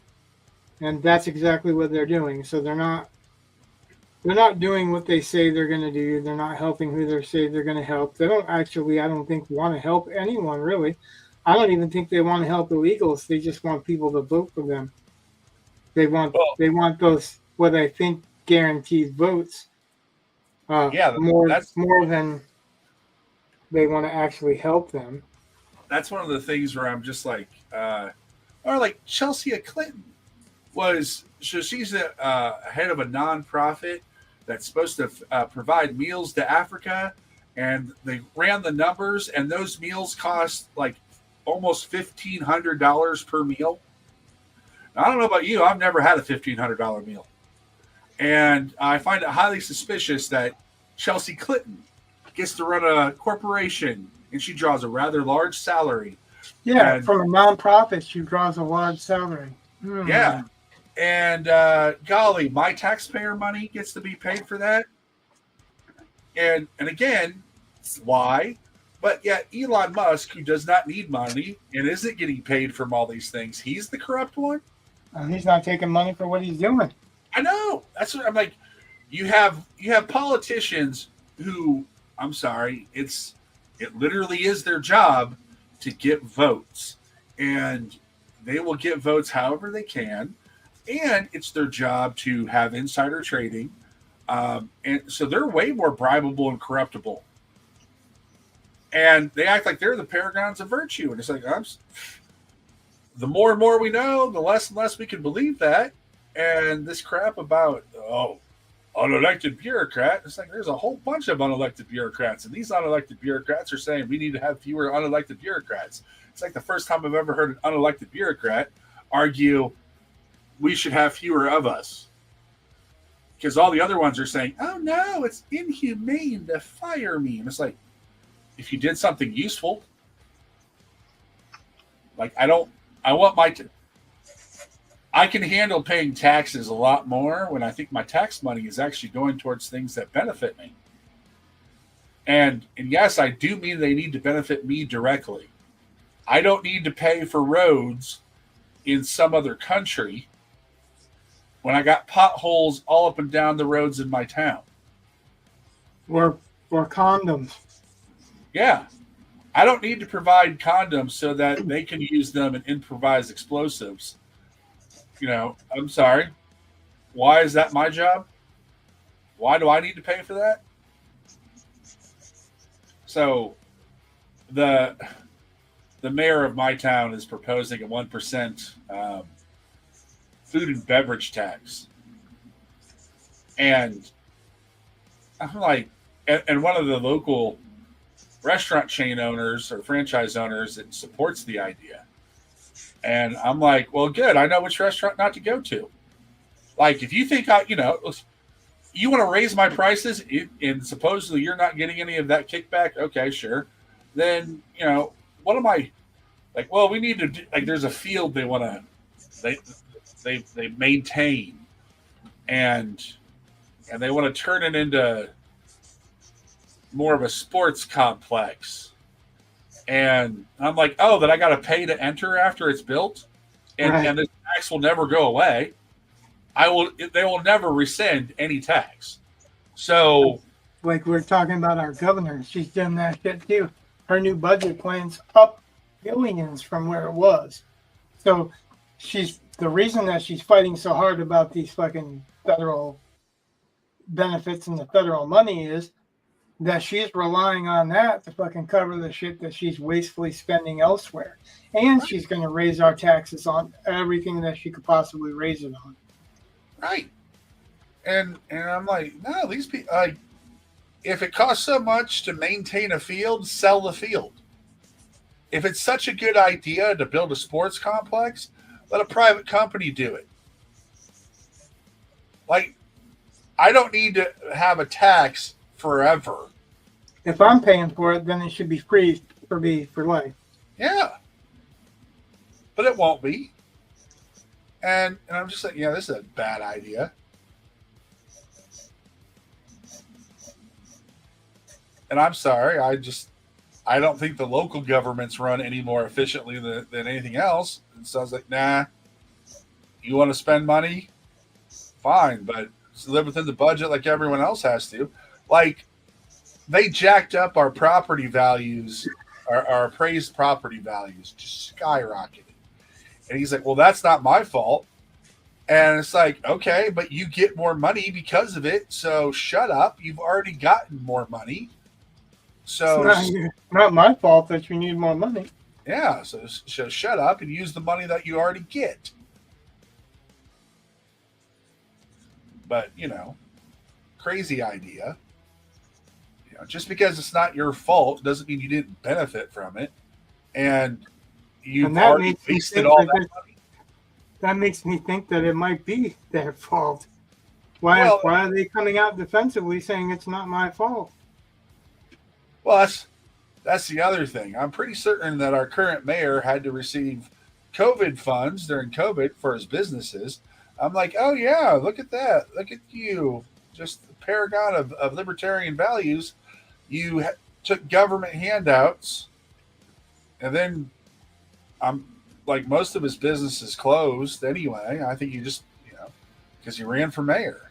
Like, yeah, you're a really good salesperson. You grift. I don't know. I just have a hard time trusting any politician with taxes because they're always happy to tax more.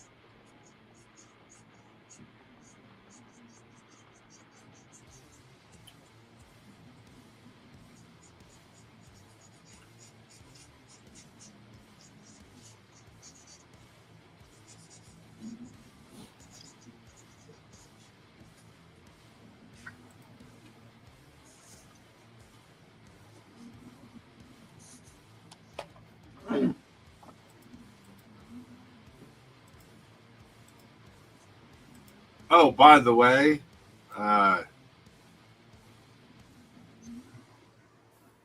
the Variety magazine came out with like their 100 top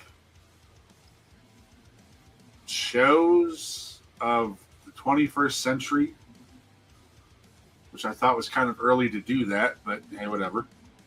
And Andor was somewhere in the 80s, like 84 or 86, something like that. And it was the speech that Skarsgård gives that was the part they picked out as like the best moments, and they're saying it's like the best moment in all of Disney Star Wars. And I was like, yeah, I would probably agree with that. I might agree with it more if I hadn't heard that type of speech before. Well, that's true, but except for I don't know, the whole thing about, well, there's parts of it that I like because of the Sith aspect, but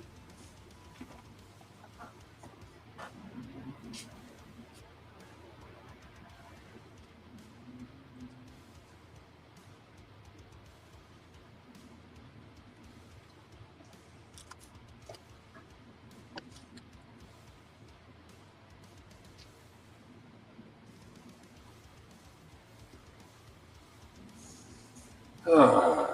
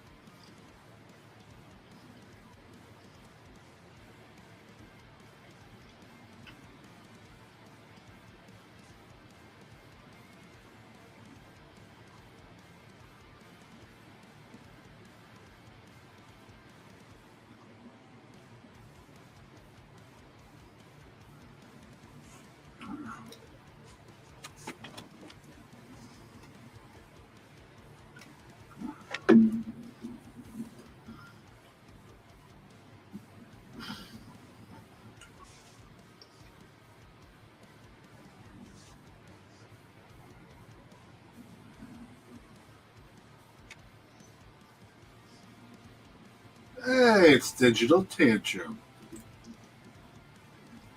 Stopping by to say howdy.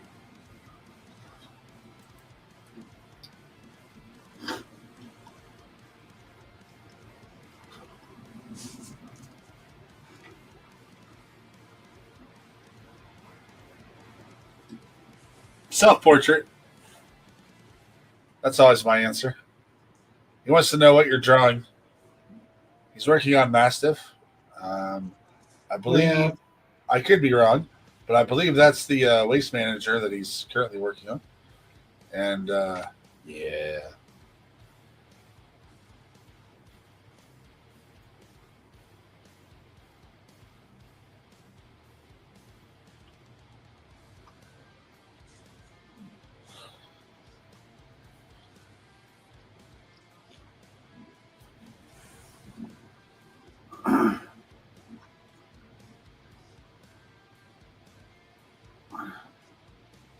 R. He said he needs one because he can barely manage his waste. Call Doge. Yeah, there you go.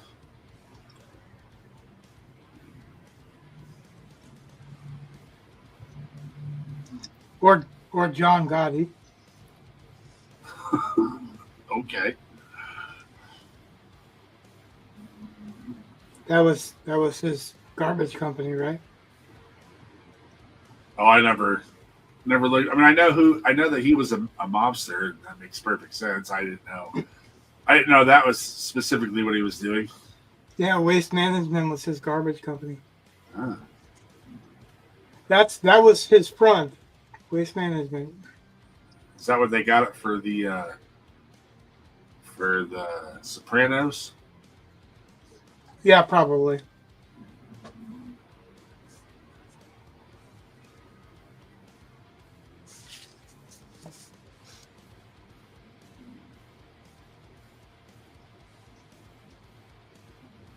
Yeah, I we get it. Huh? He said he was making a self-deprecating joke about his weight. Yeah. Oh. So it's depending on the spelling of waste.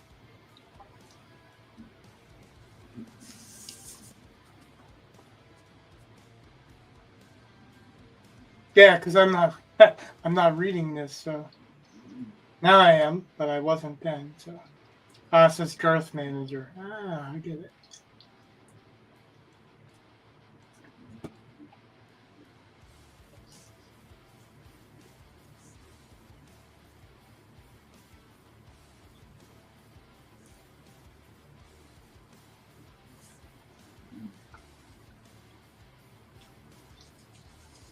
I guess you had to be there.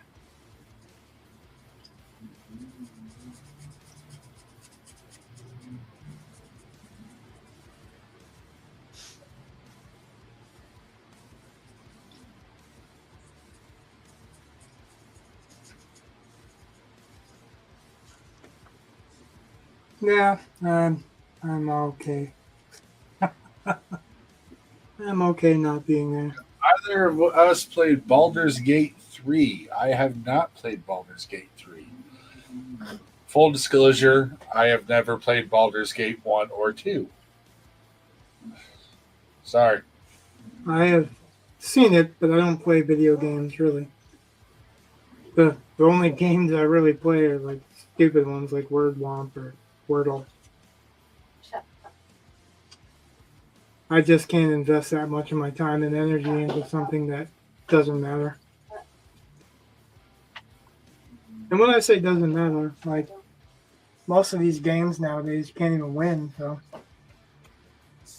I don't even understand that whole thing of playing a game that you're not intending to win. My fault. A lot of guys do. I just don't. Oh.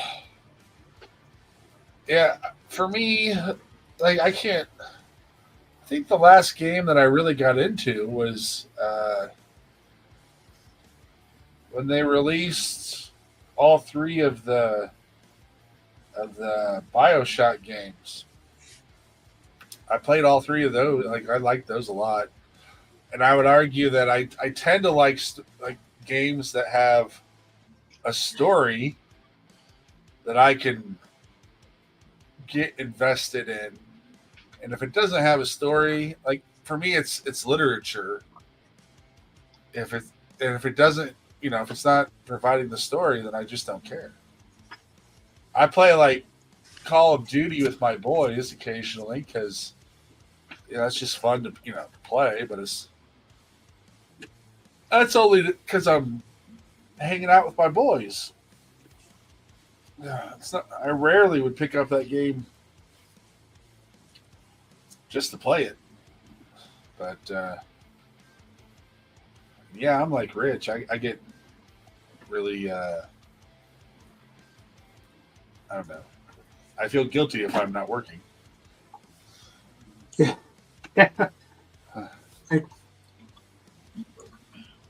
I guess the older you get, the more you realize that your time's limited. Yeah. You gotta kind of figure out what's the important things in life that you need to do. I don't have anything against anyone that's into gaming, whatever. That's as long as you don't let it take over your life, to the point where you're like basically a drug addict, but only a video game addict. I mean, like you're working for a living and you want to relax by playing video games instead of watching movies. That's fine with me. I hate the idea that people don't live their lives anymore. All the things that when I was a kid and wanted to be older for, they're not around anymore, so nobody cares about them, and people are just basically doing what they were doing when they were a kid anyway. When I was a kid, we played video games at the arcade. I know, that's dating myself. But even then, it was you could win the games. But I'd much rather read a book, work on a story, work on a piece of artwork. Like I watch movies once in a while, but I don't even watch a whole lot of TV and movies these days either. I used to watch a lot of movies when I was younger. Watch 2 movies every Sunday and 1 every Thursday. That was just kind of my regular routine. My mom would go to bingo and she'd pay for me to watch movies while she was in bingo. So I'm like, hey, that's win-win. I can go and watch R-rated shit when I'm 11. The theater that was closest to us, I can't really say local theater for me because it was on the other side of the lake. So, but whatever. But it was a tiny theater. It only had 1 screen. And for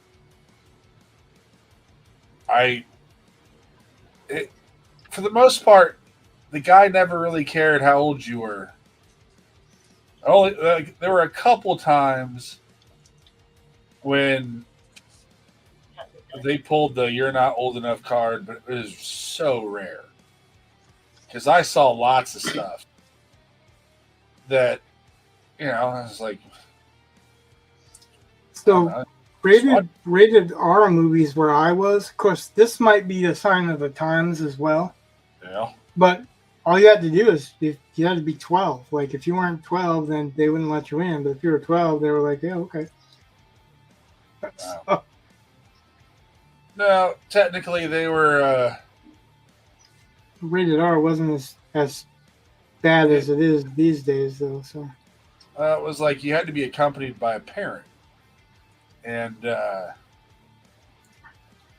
I would often go without a parent. The guy didn't care, right. And that was the nice part. And then the guy built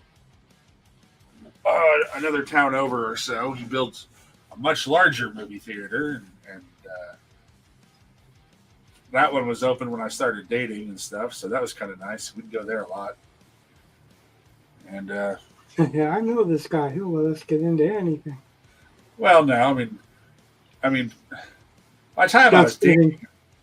well, yeah, but by the time I was dating, I mean, I already, by the time I was driving, my wife was old enough to get in anyway, and yeah, I mean, it was just not that big of an issue. It was only for a few. Like I remember the guy threw up some roadblocks for Showgirls when it came out because I don't think I was quite old enough to go on my own, which I thought was stupid.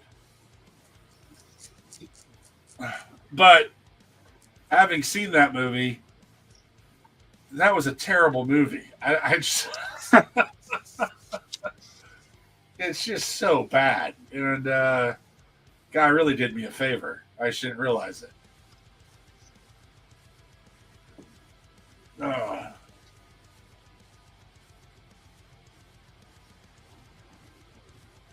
Yeah, I haven't gone to the movie theater. God, I can't remember the last one I saw at the theater.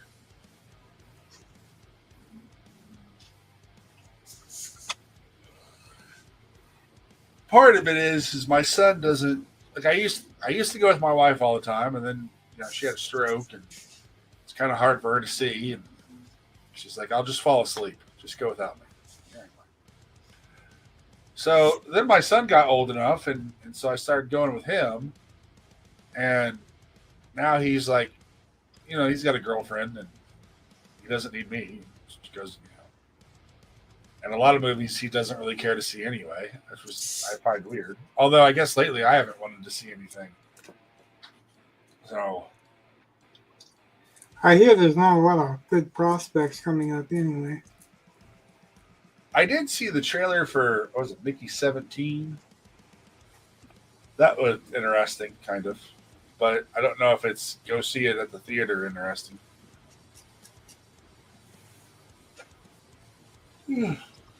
I always reserved. Well, no, not always. Like when I was a kid, I'd watch anything in the theater because basically I was paid. It was paid for me, and if it sucked, I could just walk out and do something else. But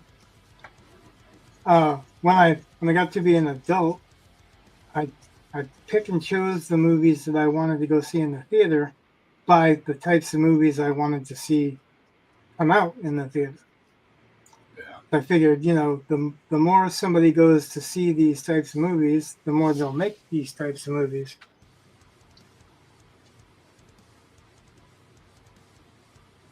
Well, Digital Tantrum said he's going to go see The Monkey with his daughter tonight. So I forget what time it is there. But, that just does not sound appropriate.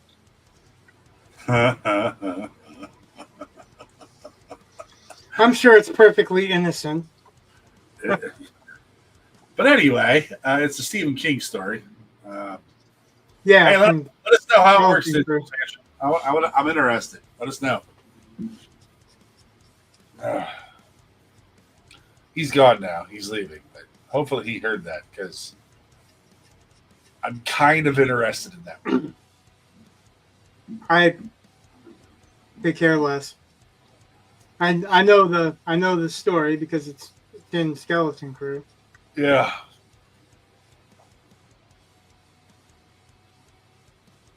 But I can't bring myself to give money to Stephen King these days.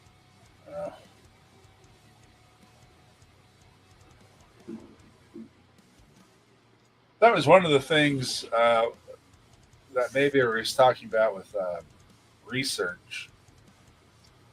Because when I'm done with this fantasy novel, I may have an idea for a Jack Reacher type story, or his what's the name of Mayberry's character? Joe. Joe Ledger. What? Joe Ledger. Yeah, that's what it was. Or is.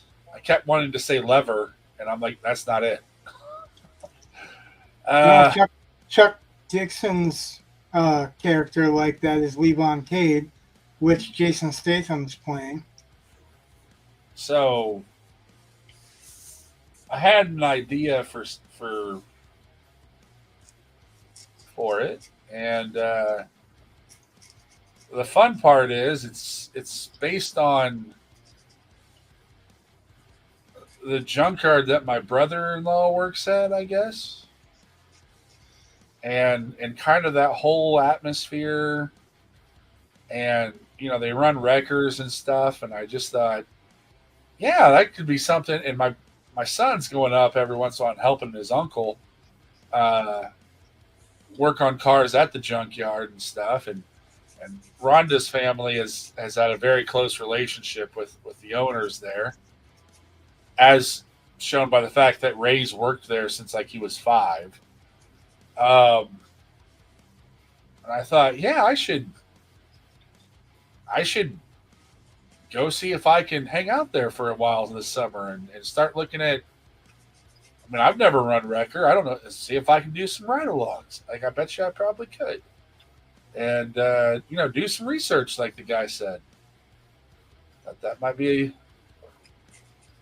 a good plan. Finish. I once emailed Dr. Zahi Hawass. You know who that is? Not at all. He is the most prominent Egyptologist ever. Oh, I think I know who he is now. Yeah, I think a video of him yelling at a woman for peeing herself. I don't know if I've ever seen that. He was good friends with Omar Sharif, and he was like when they went into King Tut's tomb or the KVs, usually he was the one. Yeah. When they went in underneath the Sphinx, he was the one. He's the one that usually wears the fedora. Yeah. But he's very, very knowledgeable. He was the Egypt. He was the head of Egypt's not archaeology, but like everything, museum, antiquities, all that.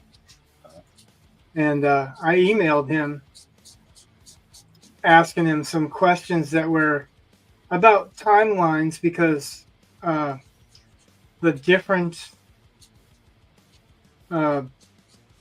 kings and the different dynasties in Egypt,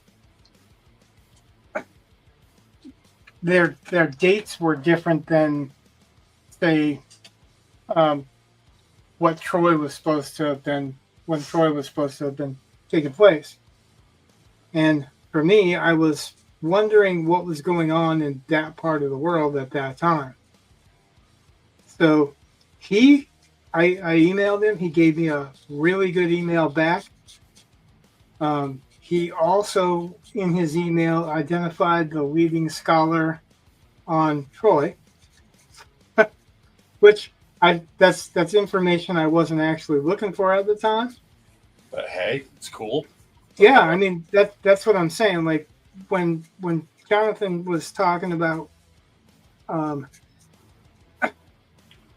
lot of the experts or a lot of professionals or whatever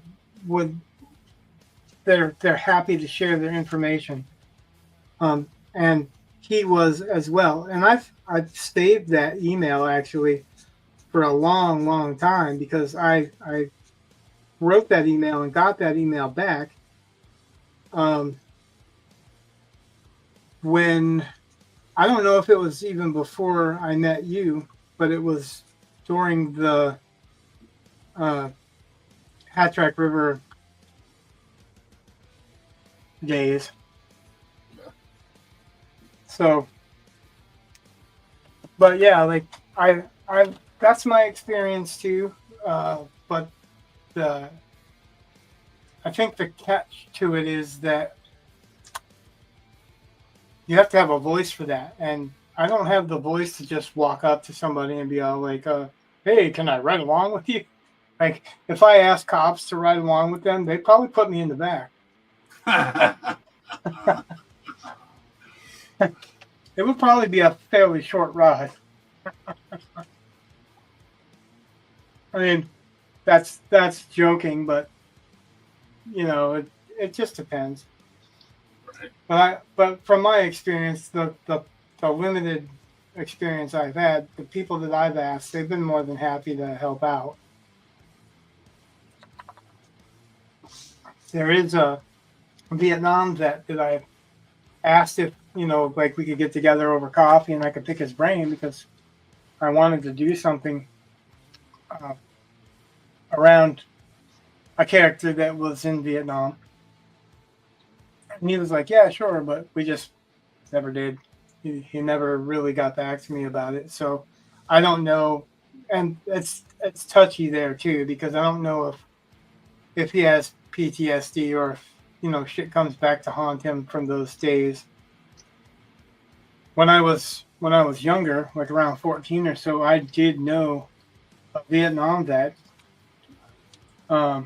He had an axe handle that he had carried with him in Vietnam, and he ended up losing it when he was saving somebody. He had, he had to discard it so that he could scoop somebody up over his shoulders. And the survivors of his unit purchased him another one and put all their names onto it. They would burn their names into it. So it's something that he has that is precious to him that nobody else would. It wouldn't mean anything to anybody else, right? All right. But he knew a guy that was actually named Rambo. It was a different spelling. I think it was like Rambeaux. Okay. So like he was French. Yeah, he was like half French, half Native American. Okay. And he said he watched him die. They fired an anti-tank shell and hit him. Wow. And made a hole right through him that didn't explode, but left this big gaping hole.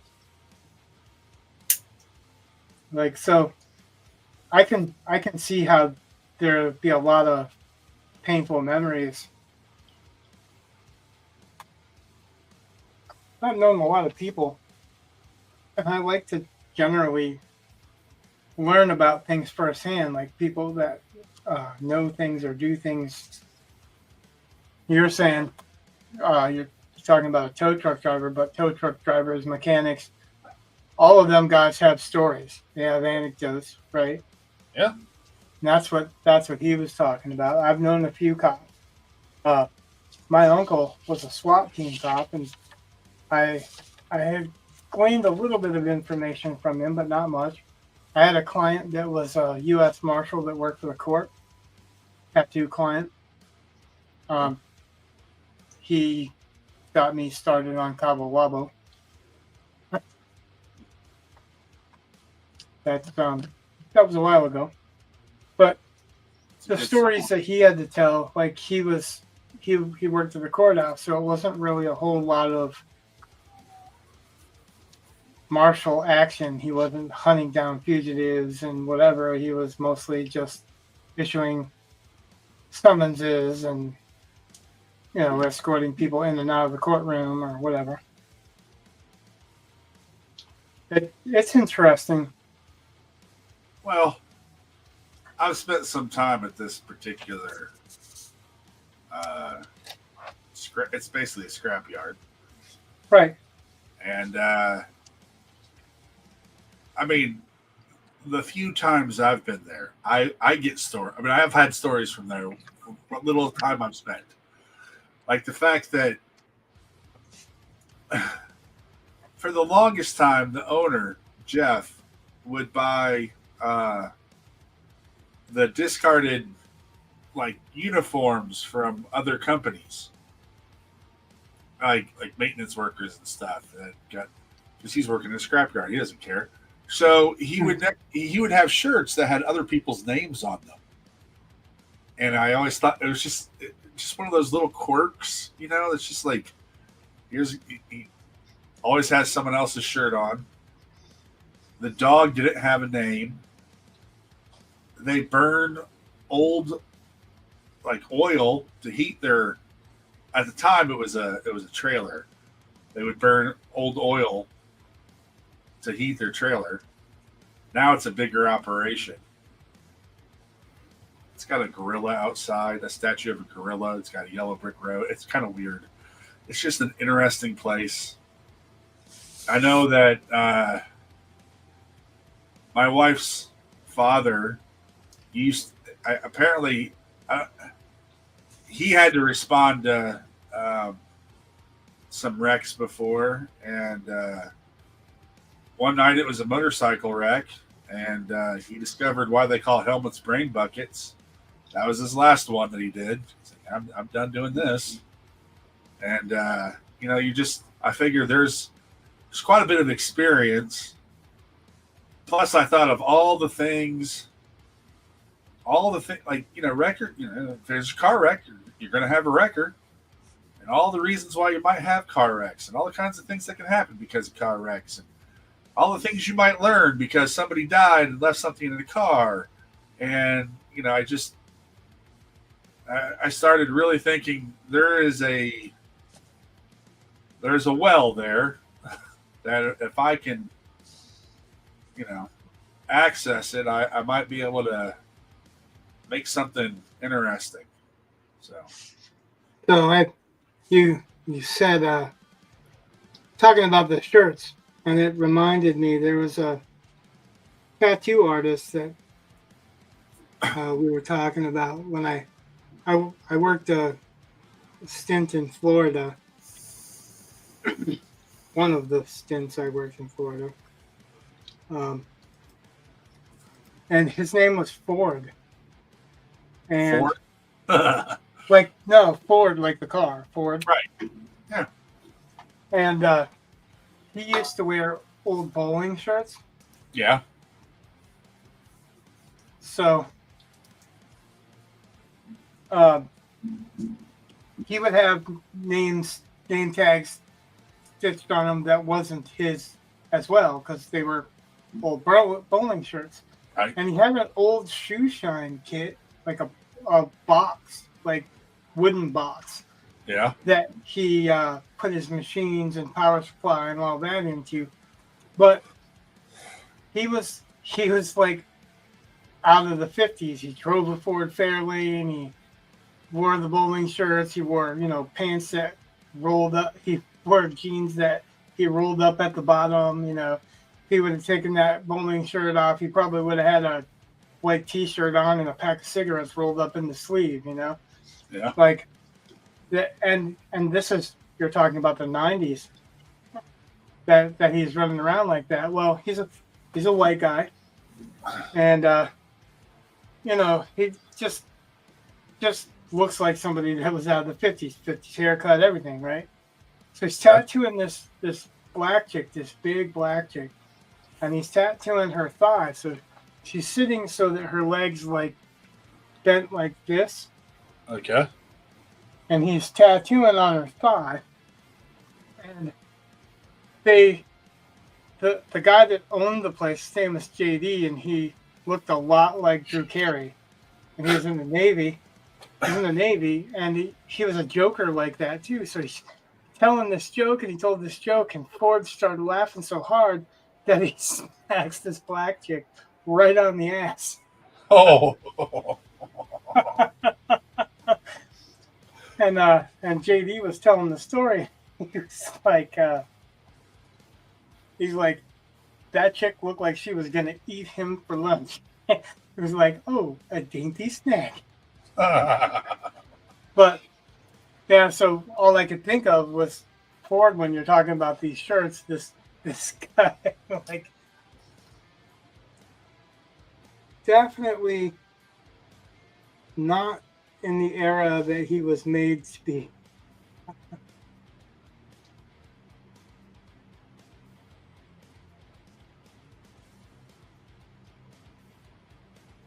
Yeah, this guy JD was full of good jokes, full of funny jokes. I don't know if they're good. They wouldn't be considered good today, certainly. But Uh, Well, because if you're in the Navy right. or in a tattoo shop, chances are nobody gives a fuck about political correctness. Well, that was yeah. Uh, my wife's father and the people that kind of works at the junkyard were definitely not politically correct. And, Right.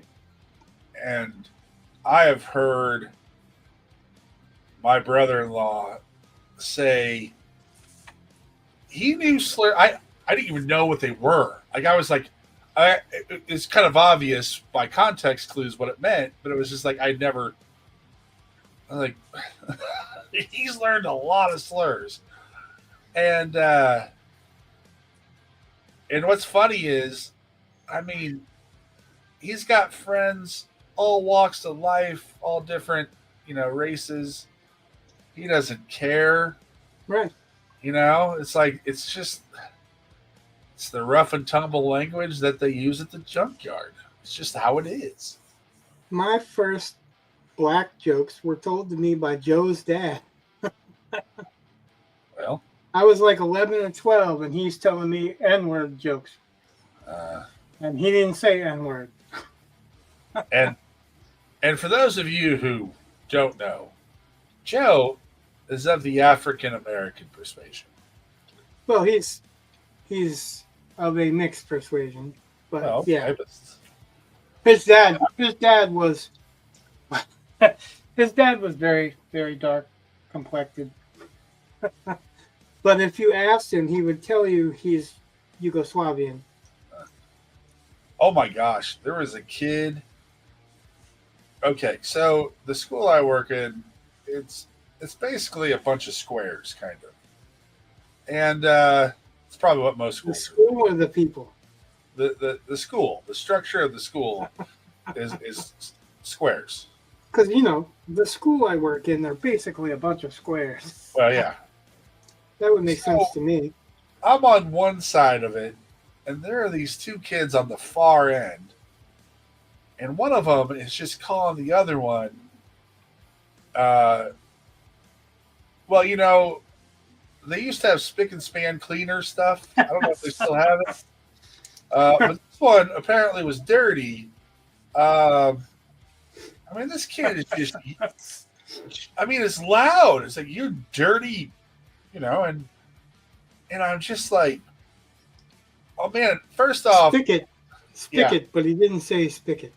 Yeah, and I gotta tell you, the girl he was yelling at, she is one of the hardest working students I have. And I think she hates me, and she still does her work. And like she's trying to make something of herself. And Well, you gotta admire that. yeah. And I still think she hates me. It's not like, but whatever. But man, did that make me angry.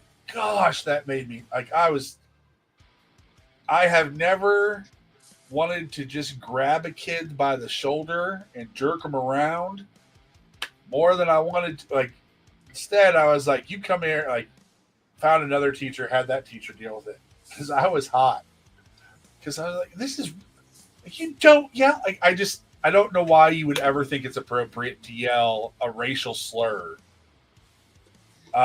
In a school, maybe not, but yeah. That's what I'm saying. There's places that you're kidding or fucking around or whatever. Yeah, but you don't yell it down the hallways of a school. Like I'm sorry, and I don't think she was real pleased with the whole thing. So he's just being a turd. And you can say dick here. It's not school. You can say dick. I know. Dick. Then he'll find out that whatever. Fine, I'll say it. He was being a dick. Yeah, you start using racial slurs. Gosh, that makes me angry. There are certain things, like you can sit there and, like I've had students call me, like I think every white teacher has probably been called a racist. It's just part of the job. you have a kid who's disruptive constantly, and they don't want to take responsibility for their own actions, so they just call you racist. It's just what And happened. then I go, which race? Yeah, I know. Which race am I against? That's the kind of stuff I really don't like people being attacked for immutable characteristics. Agreed. It upsets me. That was my problem with the whole Elon Musk thing. That's what my wife's problem with the whole Elon Musk thing was. When they were talking shit about him doing the fucking Nazi salute, which is actually a Roman salute in the first place. But he wasn't. I know. And, well, when I say I'm collectively you. Yeah. They knew he wasn't. That was just a bullshit thing to fucking try to divide Elon and the president, and that's what they've been trying to do nonstop and failing. Yeah.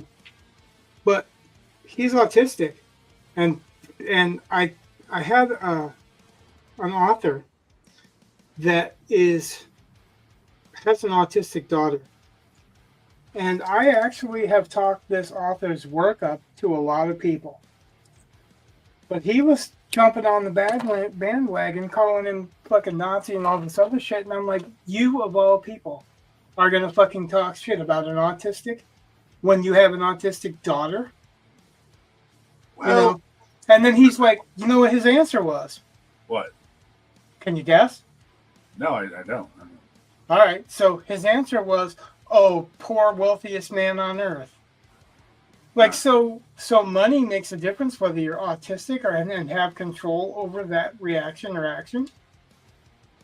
Well, I mean, that's what my problem is. Like, you don't attack somebody for something that they can't help.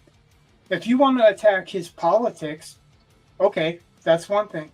If you want to attack that he doesn't spend his money the way you want to, it's none of your business, but whatever.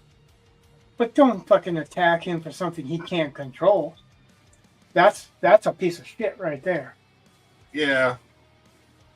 But on one hand, he's attacking him because the autism doesn't matter to him. What matters to him is that he's pushing Republican policies. He's an apostate, and man, do they hate that.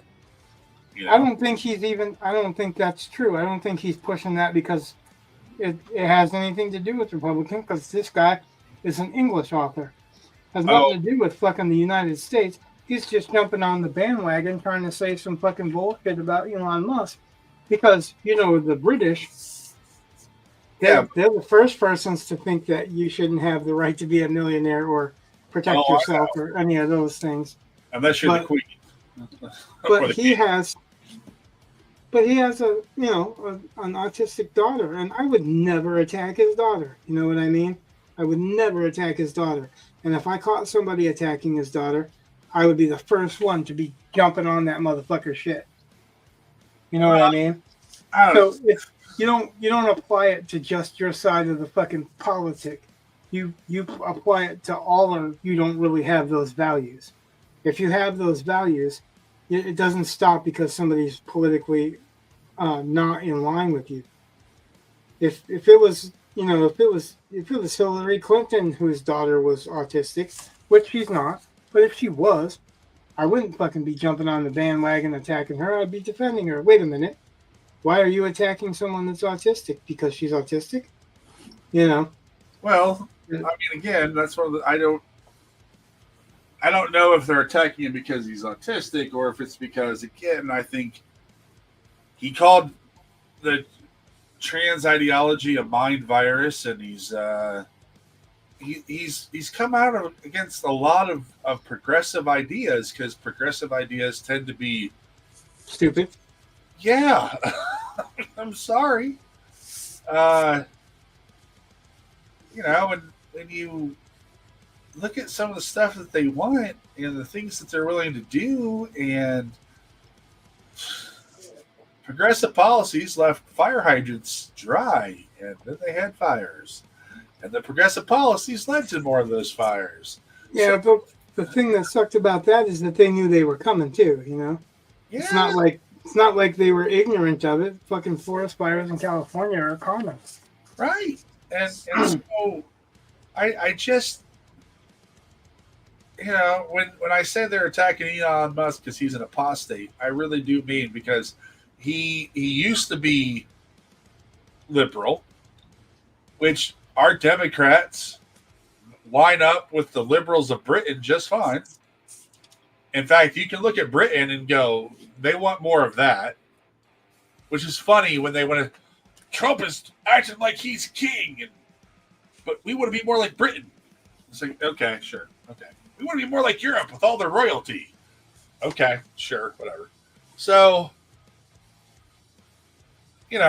I just think that they can't handle the fact that someone who is, successful and articulate. I mean, it used to be that having a Tesla was a sign that you were a progressive, and now that it's a sign that maybe you're not so progressive, now they're the ugliest things ever, and they're terrible, and I'm so glad their stock's dropping, and blah blah blah. Who cares about the planet as long as the electric car company that we don't like goes out of business? It's like, okay, Which is really care about really stupid because that electric car company isn't owned by Musk. He owns 14%. It's actually mostly owned by shareholders. Yeah. Well, I'm just saying. So, they go and those shareholders are probably the people that they want to be supporting anyway. That's the irony of it. Well, they say a whole bunch of stuff that sounds nice, but when it comes down to it, it almost invariably is, my team said this is what we're voting for and this is what we care about, and therefore that's all I care about. It's not really, Right.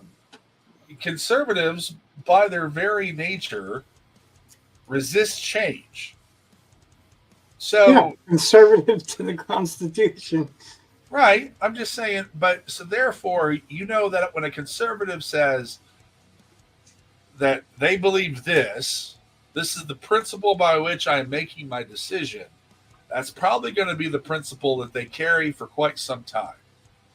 Not that they can't change, not that they can't evolve, but they're a little bit more consistent. Liberals will change by the minute. It doesn't matter. When I mentioned the conservative towards the Constitution, is that a lot of people don't realize that that's the difference between a conservative and a liberal, is that it's how they define how they stick to the rule of Constitution. Liberals, the reason that they're called liberals is because they want to use the Constitution liberally. They want to be able to spread it as thin as they can to get what they want. And conservatives want to try to stay true to what the founding fathers said, or what the founding fathers came up with. So that's basically what I'm saying, and as usual, it's not really so much towards you as the people that might not know. Well, so it's not like. Go ahead. My experience with liberals and conservatives, when it comes to the Constitution, they both kind of have their desires to read it in certain ways. And currently, the conservatives are the ones who want to adhere more to the original doctrine. But liberals have wanted to adhere to originalist doctrine as well, just on different issues and on different time periods. So some of the stuff, it changes. And I think to say that, I don't know if I've ever seen that the liberals trying to stay true to the Constitution. Yeah, if you want to start looking at some of the issues about like some of the blue laws and morality laws that really aren't all that constitutional, it was liberals that were pushing to get rid of those. Actually, conservatives, that can. What? I don't want to talk over you, but I want to make a point before I forget it. Is that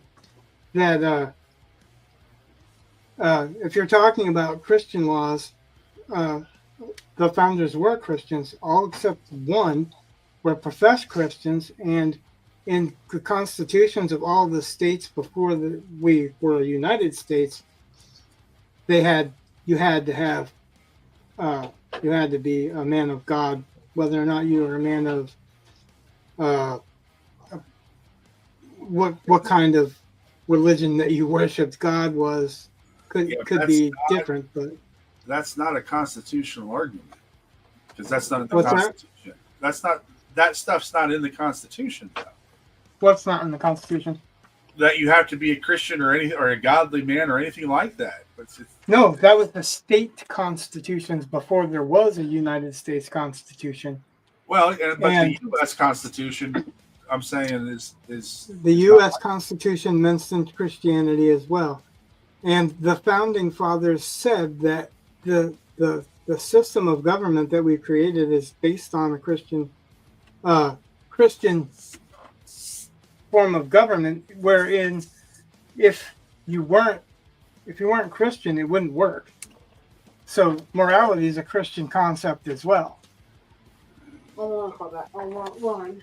And I've just listened to in-depth arguments on this not very long ago, and Charlie Kirk was pointing all that stuff out verbatim because he points it out verbatim. Yeah, but it again saying that what type of sex you can have, those kinds of things. Those are not the idea that the founding fathers tried to enshrine some kind of religious aspect in our Constitution because they say that there are certain rights that are derived from God. When the rest of the document basically says that, you're free to do whatever you want. I mean, not quite, but pretty darn close. And the freedom of the religion, being enshrined. So when you're making laws based off of some really strict dogma of one particular faith, then it's Well, not. I didn't say one particular faith. I was actually trying to allude to it's not of one particular faith. Well, but it was Christian. That's what it was. okay. Hold on, go to their house. The subsect of Christian wasn't a preset notion. Some people were Catholics, some people were Protestants. Right, but I'm simply saying that if you're trying to say that, what type of sex you can have because of perceptions of it coming out of the Bible, that's not really constitutional. I don't see anything about the sex issue. Well, when you have laws that ban, anal sex just because,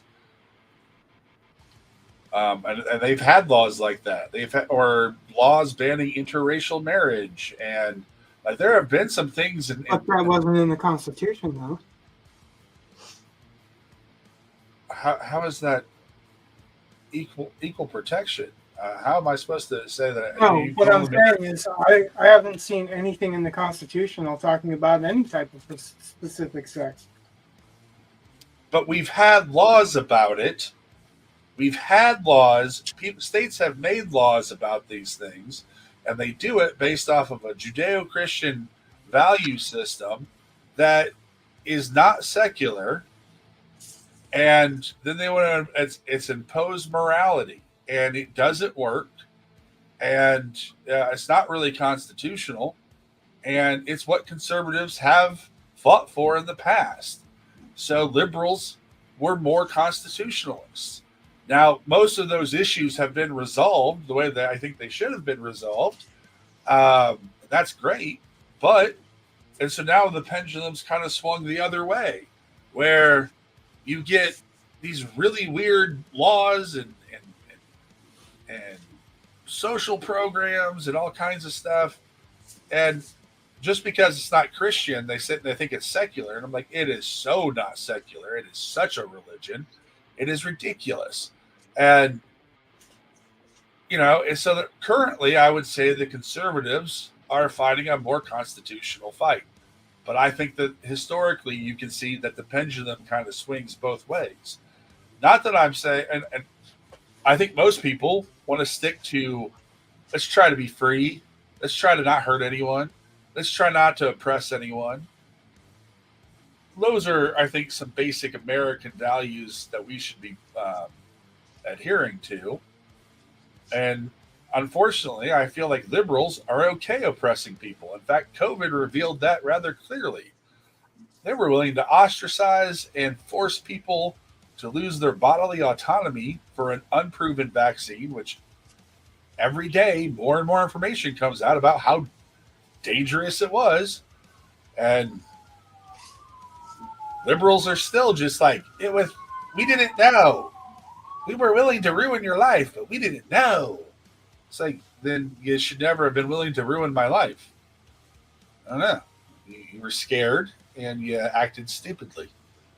And for that, I don't trust you to govern. Yeah, I don't know if they acted because they were scared or if they wanted control. I have a suspicion that whole pandemic is manufactured. There is some evidence leading to USAID actually funding that research. Yep. So well, that's just like when it's amazing. I don't know if I'm just going to give them a blanket excuse saying they cared about our health. Because if they cared about our health, they wouldn't be experimenting with fucking shit like that. Well, it's just like when you have the bird flu that seems to only be able to hit America. Like, oh, that's cool. That's why you can go to Mexico and buy eggs super cheap. You know, it's like, oh yeah, because bird flu doesn't go to Mexico. It only stays in the United States. Okay. Makes sense. That's why we had to kill, all those chickens and raise the price of eggs, and because, yep.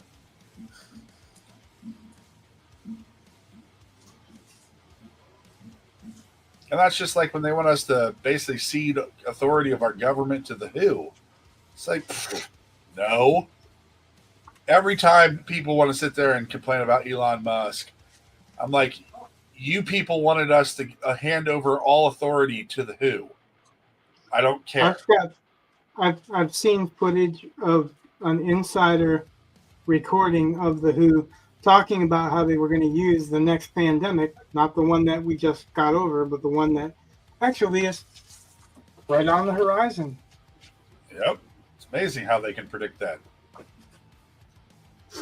And they're going to use it to unify the world under one particular order.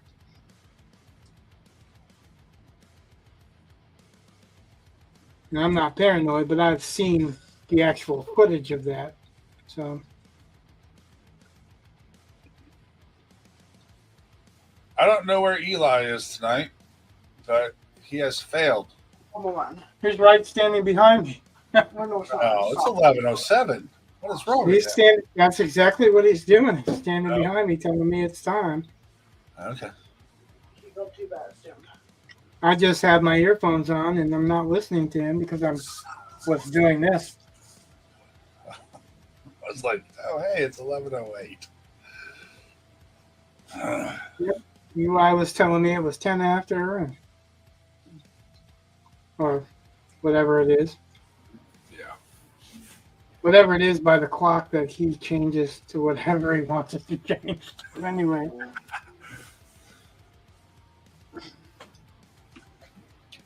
So I guess I'm going to unplug the earphones, and now we have somebody else looking.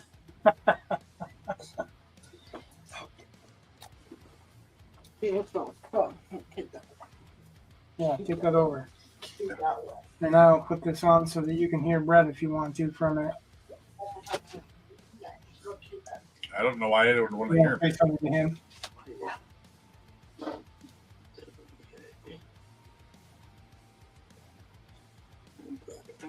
Hello? Hello? There you go. Was he going to say something? You want to say something?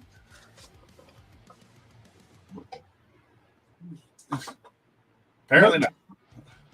Or he's leaning over, but you are the microphone's over here, but you can say anything you can do.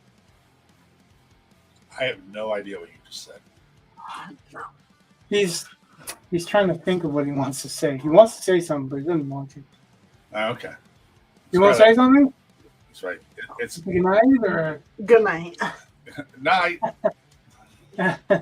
but you can never really tell with him. Sometimes he was pursing his lips and going but, oh, now he wants to tell you he had meatball sandwich for supper. Subway. Yeah, that sounds pretty good. He had Subway. Brand new. Got a brand new one. It wasn't a brand new Subway, it was just one that you haven't been to. That's the same thing for you, right? It's new to him. So. Yeah, we've driven by this Subway plenty. He just hasn't stopped in there. That tree's gone. Oh, Well, God. anyway, yes, the Dollar Tree's not closing. He keeps telling people the Dollar Tree's is closing, but it's not. It's Big Lots is closing.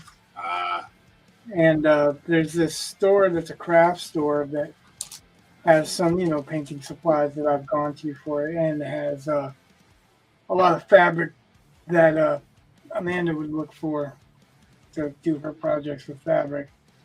And it's closing. So Joanne Fabric is closing, and Big Lots is closing. And the original, when he learned that Big Lots was closing in the mall that's around us, Amanda was saying the only thing that's going to be open anymore is Big Lots or not Big Lots, the dollar store and Hannaford, which is a grocery store. So he conflated it a little bit, so now he just keeps saying that the dollar store is closing, and the dollar store is the store that's not closing. Oh well. All right, so he's standing there flipping stuff around and letting it fly off his fingers, so I guess it's time. Okay. So I guess what I'm looking at right now is him coming out of the shadows and them coming for and using the blackness of the panel as the panel border, which is a little bit more of an exciting of a panel. I'm going to take a look at that again. And I think it might be able to combine. I guess not. Okay. Really, it's kind of weird, I guess. I was meaning to say something to you about this. Oh, yeah. It says something about Mastiff thinking that the animals aren't even worried enough.